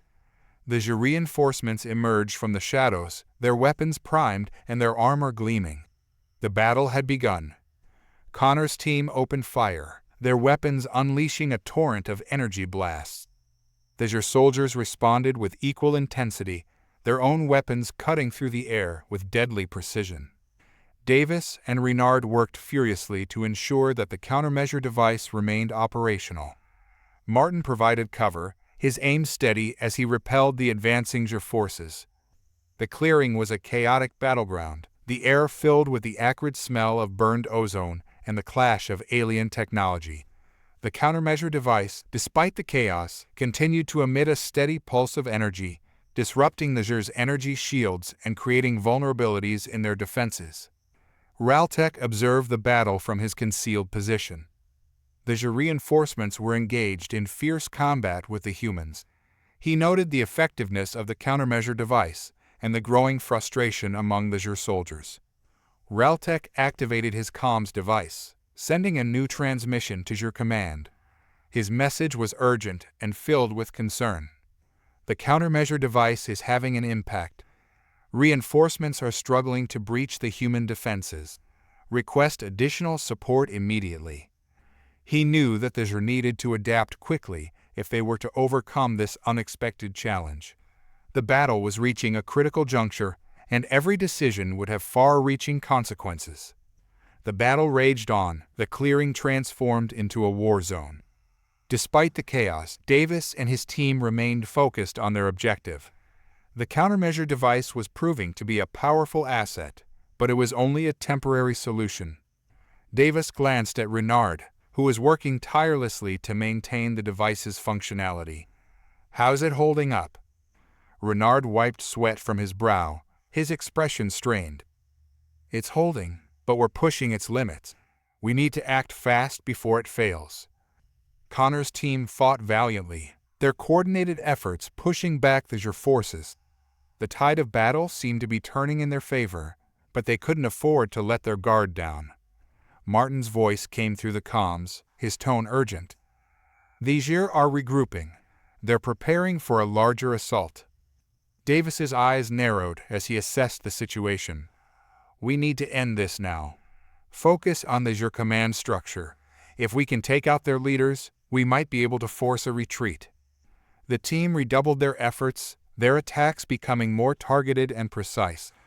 The clearing was a whirlwind of activity, each member playing a crucial role in the battle. Raltek's sensors detected a surge of activity among the Zhyr forces. The reinforcements were preparing for a major offensive, their weapons primed and their strategy becoming apparent. He knew that the situation was deteriorating quickly. The Zhyr needed to adapt or face a defeat that could have dire consequences. Raltek prepared to take decisive action, his mind racing with tactical calculations. As he activated his comms device to relay critical information, he spotted a new threat on the horizon, a larger Zhyr force, equipped with heavier weaponry and reinforced armor. Raltek's eyes widened as he realized the scale of the impending assault. The Zhyr were not only regrouping but preparing for a final, overwhelming push. The humans needed to be warned. The clearing was a battleground of chaos and noise. The countermeasure device continued to pulse, disrupting the Zhyr shields and creating openings for the humans to exploit. Davis and his team fought with renewed determination. They were close to achieving their objective, but the Zhyr forces were not backing down. The incoming assault promised to be their most challenging test yet. "Keep pushing," Davis shouted, his voice carrying over the din of battle.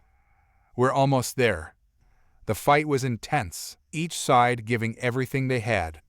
The clearing was a dynamic tableau of struggle and resistance, the outcome hanging in the balance. Renard's voice came through the comms, his tone urgent. "We're losing power in the device. It won't hold much longer." Davis's heart sank as he realized the gravity of the situation. They needed to act quickly or risk losing their hard-earned advantage.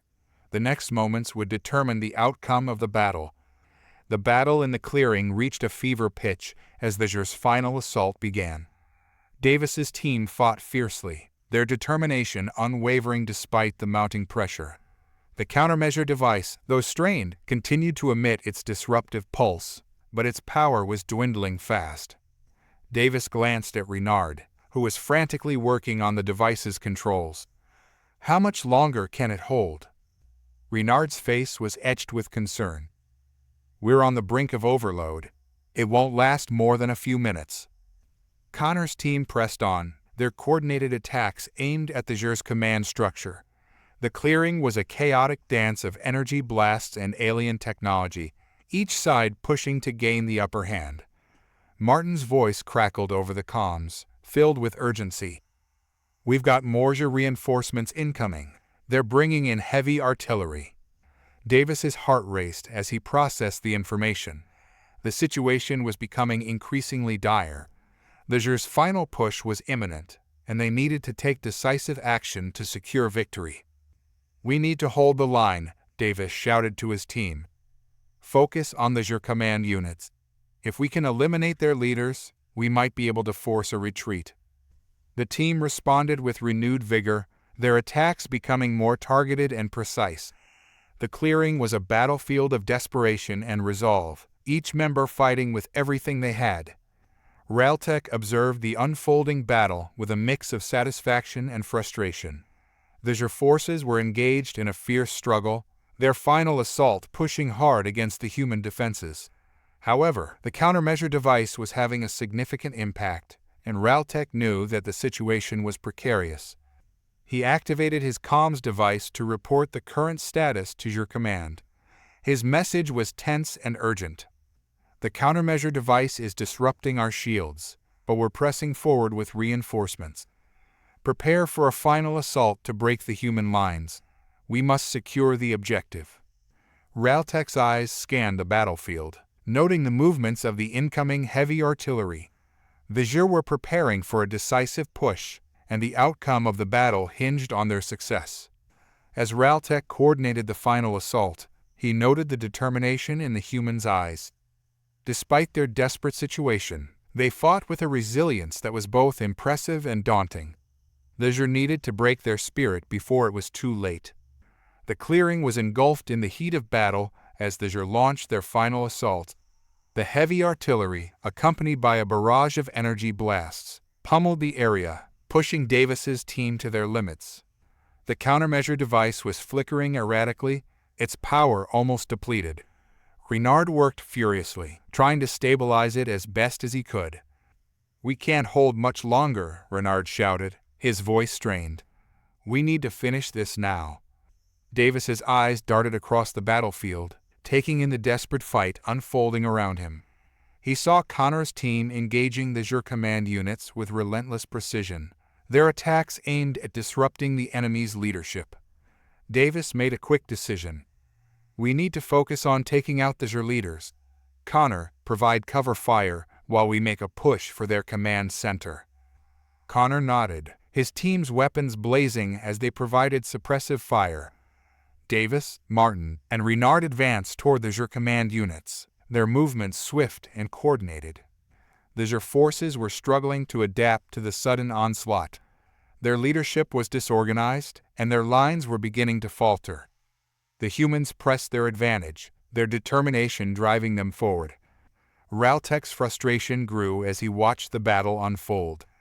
The Zhyr's final assault was not achieving the desired results, and the humans' resistance was stronger than anticipated. The countermeasure device's effectiveness was undeniable, and the Zhyr's forces were facing increasing difficulty. Raltek's comms device crackled with a new message from Zhyr Command. The transmission was stern and demanding. "The situation is critical. We need immediate results. Push the offensive to the limit and secure the area." Raltek knew that the Zhyr were running out of time. The battle was reaching its climax, and he had to make a decisive move. He prepared to implement a final strategy to break the human resistance. The battle was reaching its peak intensity. The Zhyr's heavy artillery continued to bombard the clearing, and the countermeasure device was on the verge of failure. Despite the chaos, Davis and his team pressed forward, determined to achieve their objective. Connor's team provided vital cover fire, their precision shots forcing the Zhyr forces to regroup. Davis, Martin, and Renard advanced on the Zhyr command center, their focus unwavering. The clearing was a maelstrom of energy blasts and alien technology. The Zhyr's leadership was in disarray, their forces struggling to maintain cohesion under the relentless human assault. Davis's eyes locked onto the Zhyr command units. He saw an opportunity and seized it, leading his team in a coordinated strike against the enemy's leaders. The attack was swift and decisive, the Zhyr command structure collapsing under the pressure. Raltek's sensors detected the critical breach in the Zhyr command structure. The human assault had succeeded in disrupting the enemy leadership, and the Zhyr forces were beginning to falter. Raltek's comms device crackled with an urgent message from Zhyr command. "The human assault has breached our command structure. We are initiating a strategic withdrawal. All units are to fall back immediately." Raltek's eyes narrowed as he prepared for the Zhyr's withdrawal.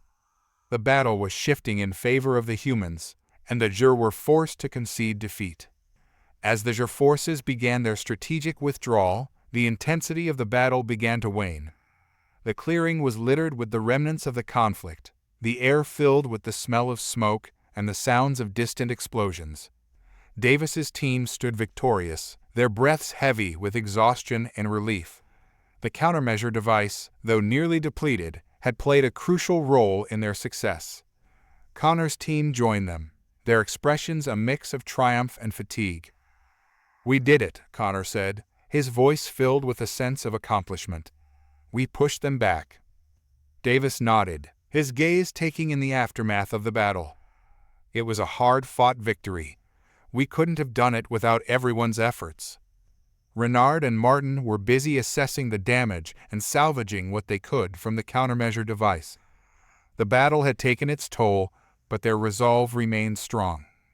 Raltek watched as the Zhyr forces completed their withdrawal. The battle had been a significant defeat for the Zhyr, and the humans had demonstrated a level of resilience and determination that was both surprising and impressive. Raltek's mission had not achieved its intended outcome, but he knew that the humans had proven themselves as formidable adversaries. The Zhyr would need to reevaluate their strategy and approach in the future. As the forest returned to its quiet state, Raltek prepared to leave the area. His role in the conflict was over. but the lessons learned from the battle would have lasting implications. The aftermath of the battle was a scene of both relief and reflection. Davis's team gathered together, their expressions a mix of exhaustion and satisfaction. "We did well," Davis said, his voice carrying a note of pride. "We faced overwhelming odds and came out on top." Connor nodded in agreement. "It was a tough fight, but we proved that humanity can stand its ground against even the most formidable foes." As the team prepared to leave the clearing, the sense of accomplishment was palpable. The battle had been a test of their strength and resolve, and they had emerged victorious. The forest, once a battleground, was now a symbol of their triumph and determination. The conflict had been a defining moment, and the lessons learned would shape their future endeavors. The aftermath of the battle was a somber yet victorious scene. The clearing, once a chaotic battlefield, was now strewn with the debris of conflict. Davis's team, though exhausted, carried a sense of triumph as they began to secure the area and tend to their wounded. Connor moved among his team, offering support and checking for injuries. Despite the toll the battle had taken, the camaraderie and determination of his team were unwavering. Martin, working alongside Renard, was salvaging parts from the damaged countermeasure device. "We might be able to use some of this tech in the future," he said, his voice tinged with optimism. "It worked better than we expected." Renard nodded, his face marked by fatigue. "It was a close call, but we pulled through." Davis stood at the edge of the clearing, gazing at the forest that now seemed eerily calm. The sounds of distant explosions and the acrid smell of smoke were fading, replaced by the quiet murmur of the forest. The victory had been hard won, and the cost of the battle weighed heavily on him. Yet there was a profound sense of accomplishment. They had faced an overwhelming force and emerged victorious, proving that humanity was far from weak. Raltek, observing the Zhyr withdrawal, was deep in thought. The battle had revealed the strength and resilience of the humans, challenging many of the preconceived notions held by the Zhyr command. The Zhyr forces were regrouping, their retreat well coordinated despite the loss. Raltek's role was to ensure the strategic withdrawal and to assess the implications of the battle. His comms device buzzed with a new message from Zhyr command. The transmission was measured and strategic. "The human forces have demonstrated unexpected resilience. Initiate a full assessment of the conflict and prepare a comprehensive report. Our next moves will be contingent on this analysis." Raltek understood the gravity of the situation. The humans had proven their mettle, and the Zhyr would need to reassess their approach. The battle had been a pivotal moment, one that would shape future engagements. As he prepared to leave the forest, Raltek couldn't help but feel a begrudging respect for the humans. Their resolve and ingenuity had turned the tide in their favor, a fact that would not be easily forgotten. As the team began to dismantle their equipment and prepare for departure, Davis gathered his team for a debriefing. The victory was significant, but there were still important tasks to complete. "Listen up, everyone," Davis said, his voice authoritative yet reassuring. "We've achieved a major victory here, but we need to stay focused. Our next steps will be crucial in ensuring that we secure our gains and prepare for any potential follow-up actions." Connor and the others listened intently, their expressions a mix of fatigue and determination.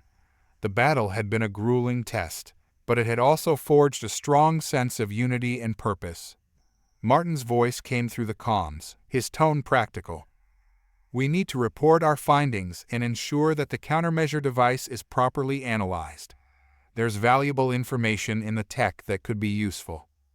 Davis nodded in agreement. "We'll do a full debrief once we're back at base. For now, let's focus on securing the area and preparing for our next steps." As the team worked together, their sense of camaraderie was evident. The battle had been a trial by fire, but it had also solidified their resolve and demonstrated the strength of their collective spirit. Raltek completed his final assessment of the battlefield, noting the extent of the damage and the strategic implications of the human victory. The Zhyr forces had suffered a significant setback, but the retreat was orderly and strategic. His comms device buzzed with another message from Zhyr Command, this one containing instructions for the next phase of their strategy. The transmission was focused and precise. Prepare for a strategic regrouping. Reassess our engagement strategy with the humans and adjust our tactics accordingly. We cannot afford further setbacks. Raltek understood the urgency of the situation. The humans had proven themselves as formidable adversaries, and the Zhyr would need to adapt to this new reality.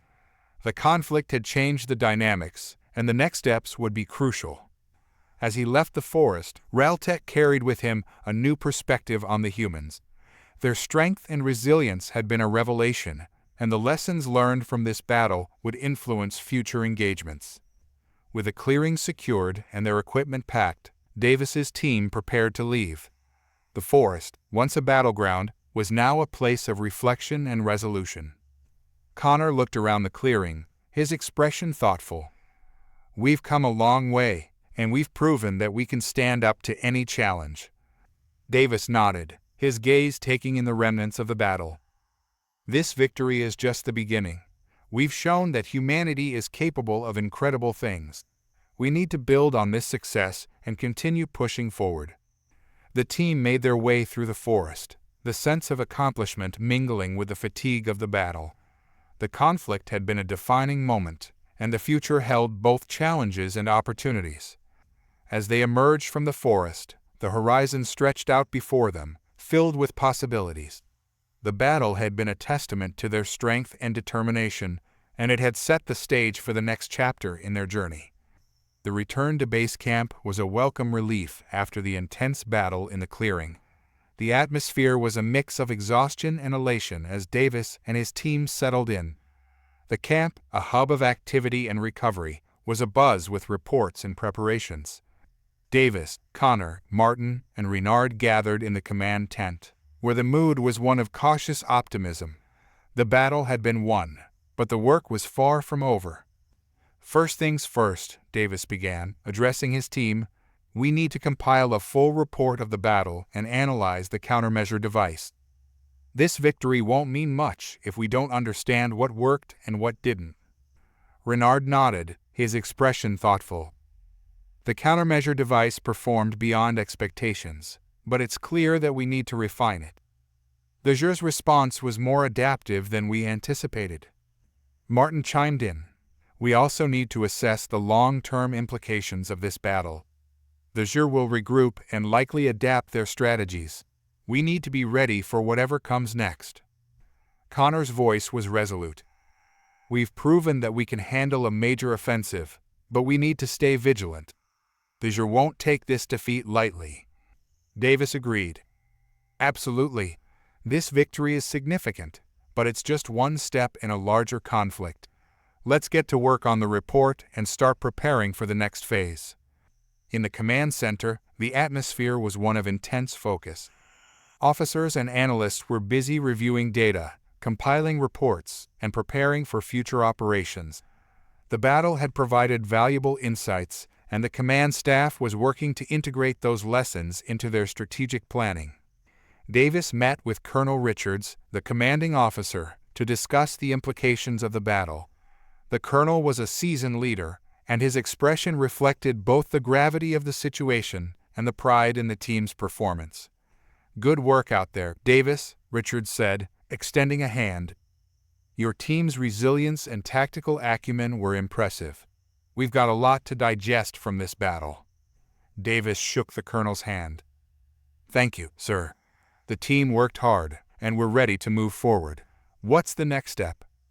Richards gestured for Davis to follow him to a large display screen. "We need to analyze the Zhyr's response and adjust our strategies accordingly. We've already identified several key areas where we can improve our tactics and technology." The screen displayed a series of detailed maps and tactical data, highlighting the areas of the battlefield and the Zhyr's movements. Richards pointed to various locations. "We need to focus on enhancing our defensive measures and refining our countermeasures." The Zhyr's ability to adapt quickly was a significant challenge. Davis studied the data, noting the patterns and shifts in the Zhyr's tactics. "Understood. We'll need to incorporate these insights into our planning and training. Richards nodded. Exactly. This battle has shown us that these are a formidable opponent, but we've proven that we can stand up to them. Now, we need to build on that success and prepare for the next phase. Meanwhile, in the research lab, Renard and Martin were busy examining the countermeasure device. The lab was a hive of activity, with scientists and engineers working to analyze the device and determine its effectiveness. Renard meticulously disassembled the device, noting the wear and tear from the battle. The device held up well, but we've pushed it to its limits. We need to make some adjustments to improve its durability and efficiency. Martin, poring over the data, added, "The Zhyr's ability to adapt to the device's interference was impressive. We'll need to develop countermeasures to stay ahead of their technological advances." Renard nodded in agreement. It's a constant game of cat and mouse. We adapt, they adapt. But if we stay ahead of the curve, we'll maintain the upper hand. The team worked with focused intensity, their efforts crucial to refining the technology and preparing for future engagements. The research and analysis were vital components of the ongoing conflict, and every detail mattered. As the days passed, the strategic briefing sessions became a regular feature of base camp operations. Davis, Connor, and their team attended these briefings, where they reviewed the latest intelligence and discussed tactical adjustments. The briefings were led by Colonel Richards and other senior officers, who provided updates on the Zhyr's movements and strategies. The sessions were a blend of analysis and strategy, aimed at keeping the team informed and prepared. During one of the briefings, Richards addressed the group. "The Zhyr are regrouping and preparing for their next move. We've detected increased activity in their supply lines and a buildup of forces in several key areas." Davis listened intently, taking notes on the projected Zhyr movements. "What's our strategy for countering their buildup?" Richards responded, "We'll focus on disrupting their supply lines and targeting their buildup areas. We need to keep them off balance and prevent them from consolidating their forces." Connor added, "We'll also need to be prepared for potential counterattacks. The Zhyr are likely to retaliate after their defeat." Richards nodded. "Exactly. We need to remain vigilant and adaptable. Our success will depend on our ability to anticipate and counter their moves." The briefing concluded with a renewed sense of purpose and determination. The team was ready to face the next challenge, armed with the knowledge and experience gained from the recent battle. As the base camp settled into a routine, the focus shifted to preparing for future operations. The battle had been a significant victory, but it was clear that the conflict was far from over. Davis and his team continued their work, refining their strategies and preparing for the next phase of the conflict. The sense of unity and determination remained strong, driving them forward. Connor, reflecting on the recent events, remarked, "We've come a long way, and we've proven that we can stand up to the Zhyr. But there's still a lot of work to be done." Davis agreed. "We've shown that humanity is capable of incredible things. Our next steps will be crucial in securing our gains and preparing for the future." As they looked out over the base camp, the horizon stretched before them, filled with both challenges and opportunities. The battle had been a defining moment, and the future held the promise of continued growth and resilience. The routine of base camp life had settled into a familiar rhythm. Days were filled with strategic briefings, equipment maintenance, and intelligence analysis. The sense of purpose was palpable, and the team's morale remained high despite the ongoing challenges. Davis, Connor, and their team were engaged in a planning session, reviewing the latest intelligence reports. The data indicated that the Zhyr were indeed regrouping and consolidating their forces, preparing for a potential counteroffensive. "All right, everyone," Davis said, addressing the team. "We need to focus on two main objectives: disrupting the Zhyr's supply lines and preparing for their next move." "Connor, what's the status of our reconnaissance operations?" Connor, studying the latest surveillance data, replied, "We've identified several key supply routes and potential buildup areas. We're coordinating with drone teams to get detailed images and data." Davis nodded. Good. We need to ensure that our operations are as precise as possible. Disrupting their supply lines will help us weaken their forces and buy us some time. Martin, who had been analyzing the countermeasure device, added, We're also making progress on refining the device. The goal is to make it more resilient and effective against the Zhyr's adaptive tactics. Renard chimed in, We're testing the upgraded model and running simulations. The improvements should give us an edge in the next engagement. Davis appreciated the team's dedication. Great work, everyone. Let's stay focused and keep pushing forward. We're making progress, but we need to remain vigilant. As part of their strategy, a reconnaissance mission was launched to gather more information on the Zhyr's supply routes. The mission was crucial for planning the next phase of operations. Connor, along with a small team, set out on the mission. They were equipped with advanced reconnaissance drones and stealth technology, designed to gather intelligence while avoiding detection. The team moved through the forest, using the natural cover to their advantage. Connor's comms device buzzed with updates from the drones, providing real-time data on the Zhyr's activities. Got eyes on one of their main supply routes, Connor reported, his voice focused. Looks like they're moving large quantities of resources. We'll need to hit this route hard to disrupt their operations. The team worked efficiently, marking key locations and relaying the information back to base camp. The mission was a success, providing valuable insights into the Zhyr's logistical operations. Connor's team returned to base camp with the gathered data, and the analysis began. The information confirmed their suspicions about the Zhyr's supply buildup and provided actionable intelligence for their next move. The new intelligence was incorporated into the strategic briefing sessions at the command center. Davis, Connor, and the rest of the team gathered to review the latest findings and adjust their plans accordingly. Richards, addressing the group, said, The reconnaissance data confirms that the Zhyr are focusing their efforts on several key supply routes. We need to prioritize disrupting these routes to weaken their capacity for a counteroffensive. Davis added, We've also made progress on refining the countermeasure device. The new model should be more effective against the Zhyr's adaptive tactics. Richards nodded. Excellent. We'll integrate the updated countermeasures into our operations. Additionally, we need to prepare for the possibility of a Zhyr counterattack. They'll likely try to regain their lost ground. The briefing concluded with a detailed plan for the upcoming operations. The team was ready to implement their strategies and take the fight to the Zhyr. In preparation for the next phase of operations, the team focused on fine-tuning their tactics and equipment. The enhanced countermeasure device was tested rigorously, and adjustments were made based on the results. Renard and Martin worked together in the research lab, running simulations and analyzing data. The new model is showing promising results, Renard said. We've increased its range and durability. It should hold up better under pressure. Martin nodded. We've also integrated some new features based on the latest intelligence. It's going to be a game changer. Meanwhile, Connor and his team prepared for a series of targeted operations to disrupt the Zhyr's supply routes. The missions were carefully planned, with detailed coordination and support from the command center. The field operations began with a series of coordinated strikes on the Zhyr's supply routes.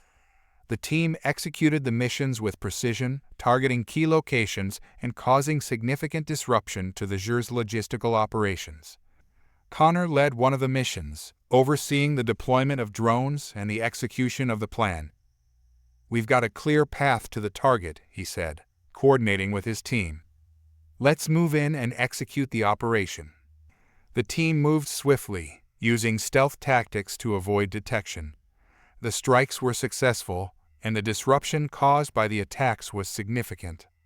As the operations continued, the impact on the Zhyr's supply lines became evident. The Zhyr forces were forced to adapt their strategies, and the balance of power began to shift in favor of the human forces. Back at base camp, the team analyzed the results of the field operations. The disruptions to the Zhyr's supply lines had been effective, and the data indicated that the Zhyr were struggling to maintain their logistical support. Davis and Richards reviewed the latest reports, discussing the implications of the operations. "The supply disruptions have been significant," Richards said. "The Zhyr will need to reorganize their logistics, which will buy us some time." Davis nodded. "We've gained an advantage, but we need to stay focused. The Zhyr will be regrouping and preparing for their next move. We need to remain vigilant and continue our efforts." As the team prepared for the next phase of operations, the focus remained on maintaining the momentum and preparing for potential counterattacks.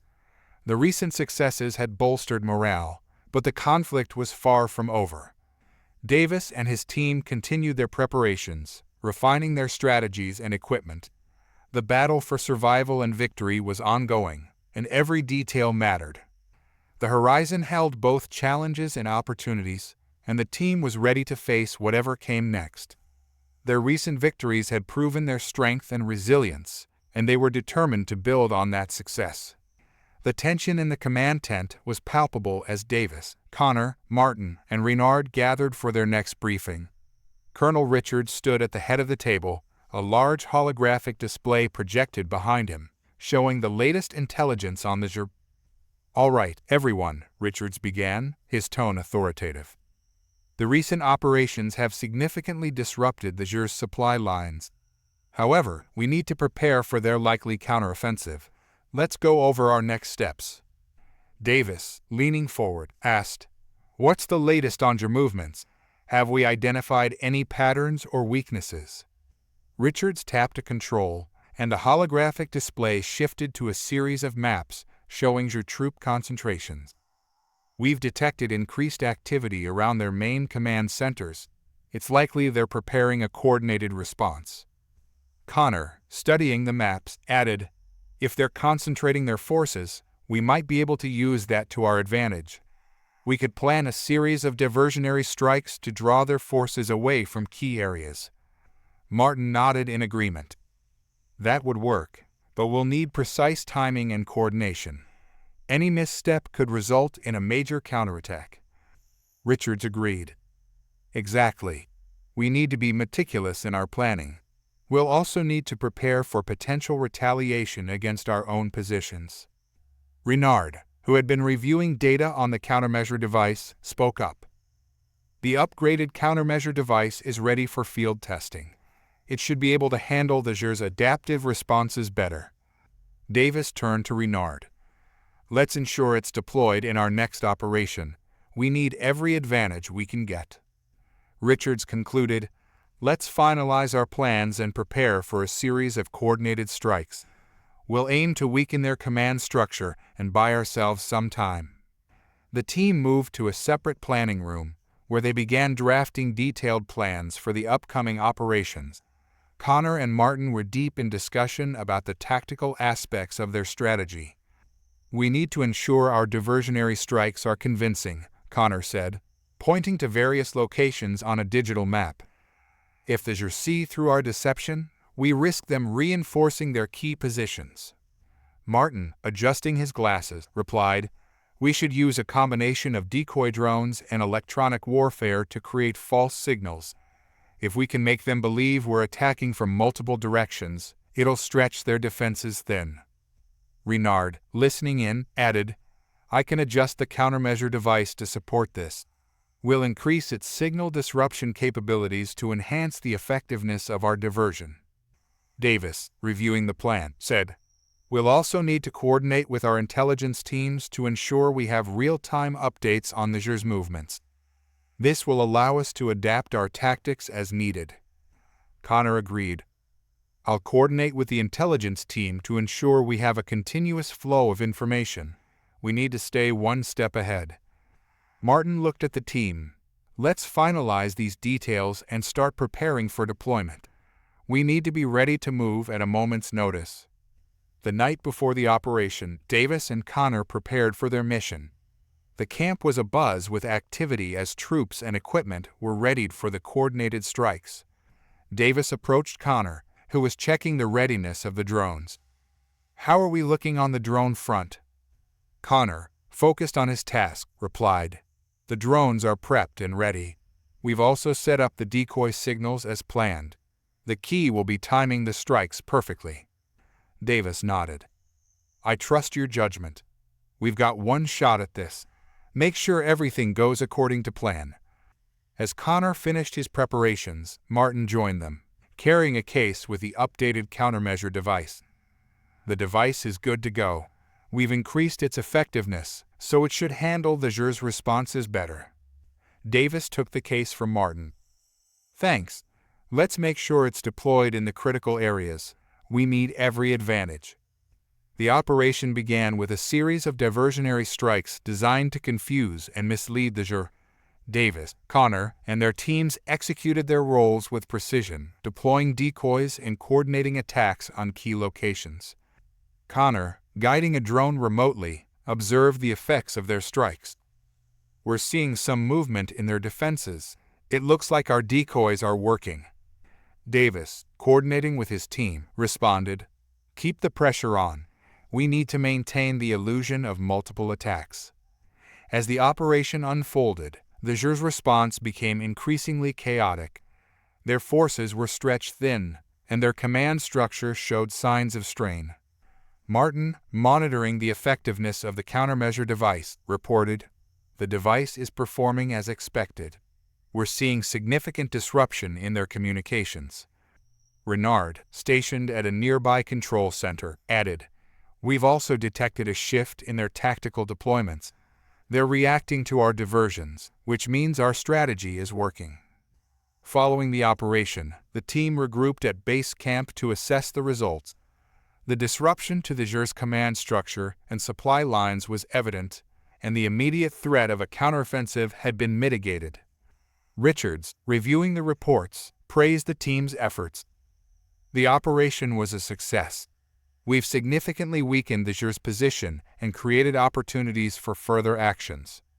Davis, reflecting on the operation, said, We've proven that our strategies can effectively counter the Zhyr's tactics.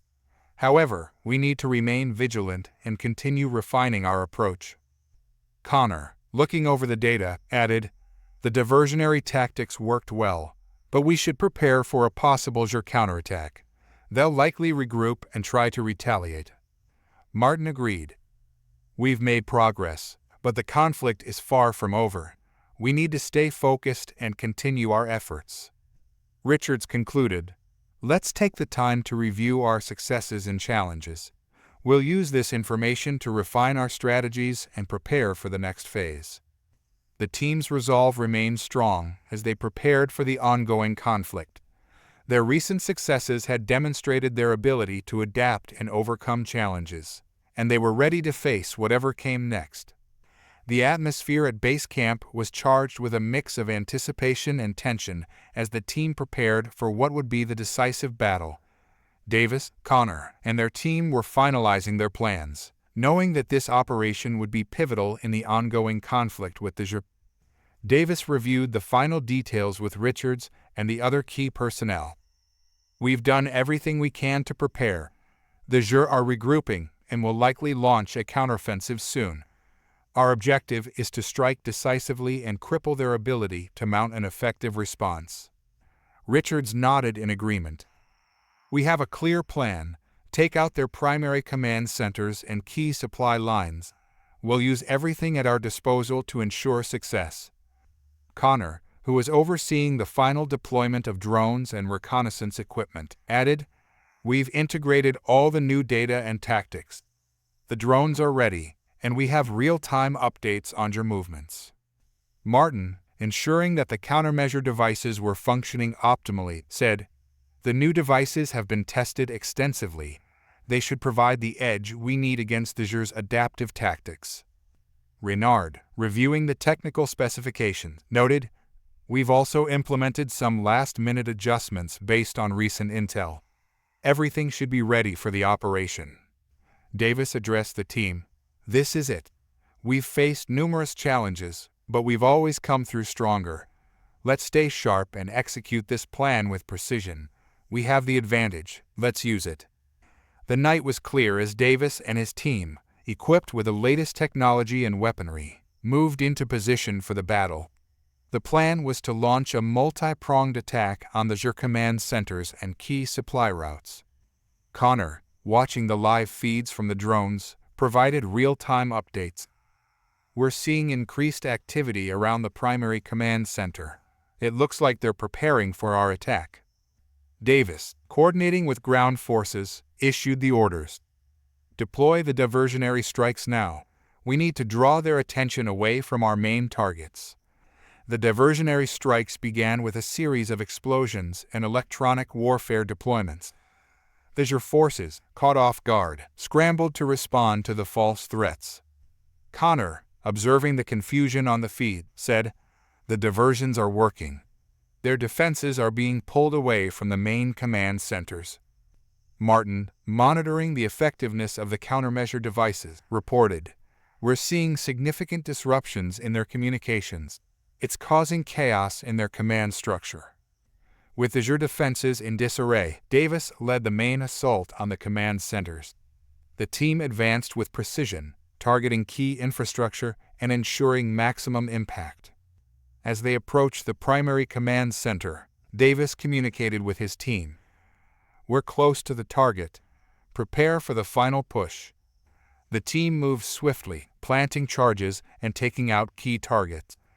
The command center was engulfed in explosions, sending shockwaves through the Zhyr forces. Connor, tracking the aftermath on the drone, reported, "The command center is down. We're seeing a major breakdown in their command and control." In the midst of the chaos, a Zhyr representative, desperate to regain control, confronted Davis and his team. The Zhyr envoy, a towering figure with a blend of anger and disbelief, faced Davis directly. "You humans," the envoy growled. "How are you managing to disrupt our operations so effectively? This was supposed to be our victory." Davis, maintaining his composure, replied, "We're not just fighting with technology. We're fighting with intelligence, strategy, and resilience. Your underestimation of humanity has cost you dearly." The Zhyr envoy, stunned by the human determination, hesitated. You're not the weak, disorganized species we believed you to be." Davis, seizing the moment, continued, "We've proven ourselves time and again. Our strength lies in our ability to adapt and overcome. You underestimated us, and now you're seeing the consequences." The Zhyr envoy, realizing the futility of resistance, retreated. The Zhyr forces, now leaderless and disorganized, were left vulnerable to the human assault. With the command centers destroyed and the Zhyr forces in disarray, the battle began to wind down. The remaining Zhyr forces, unable to mount an effective defense, were systematically defeated. Davis and his team regrouped at base camp, their mission accomplished.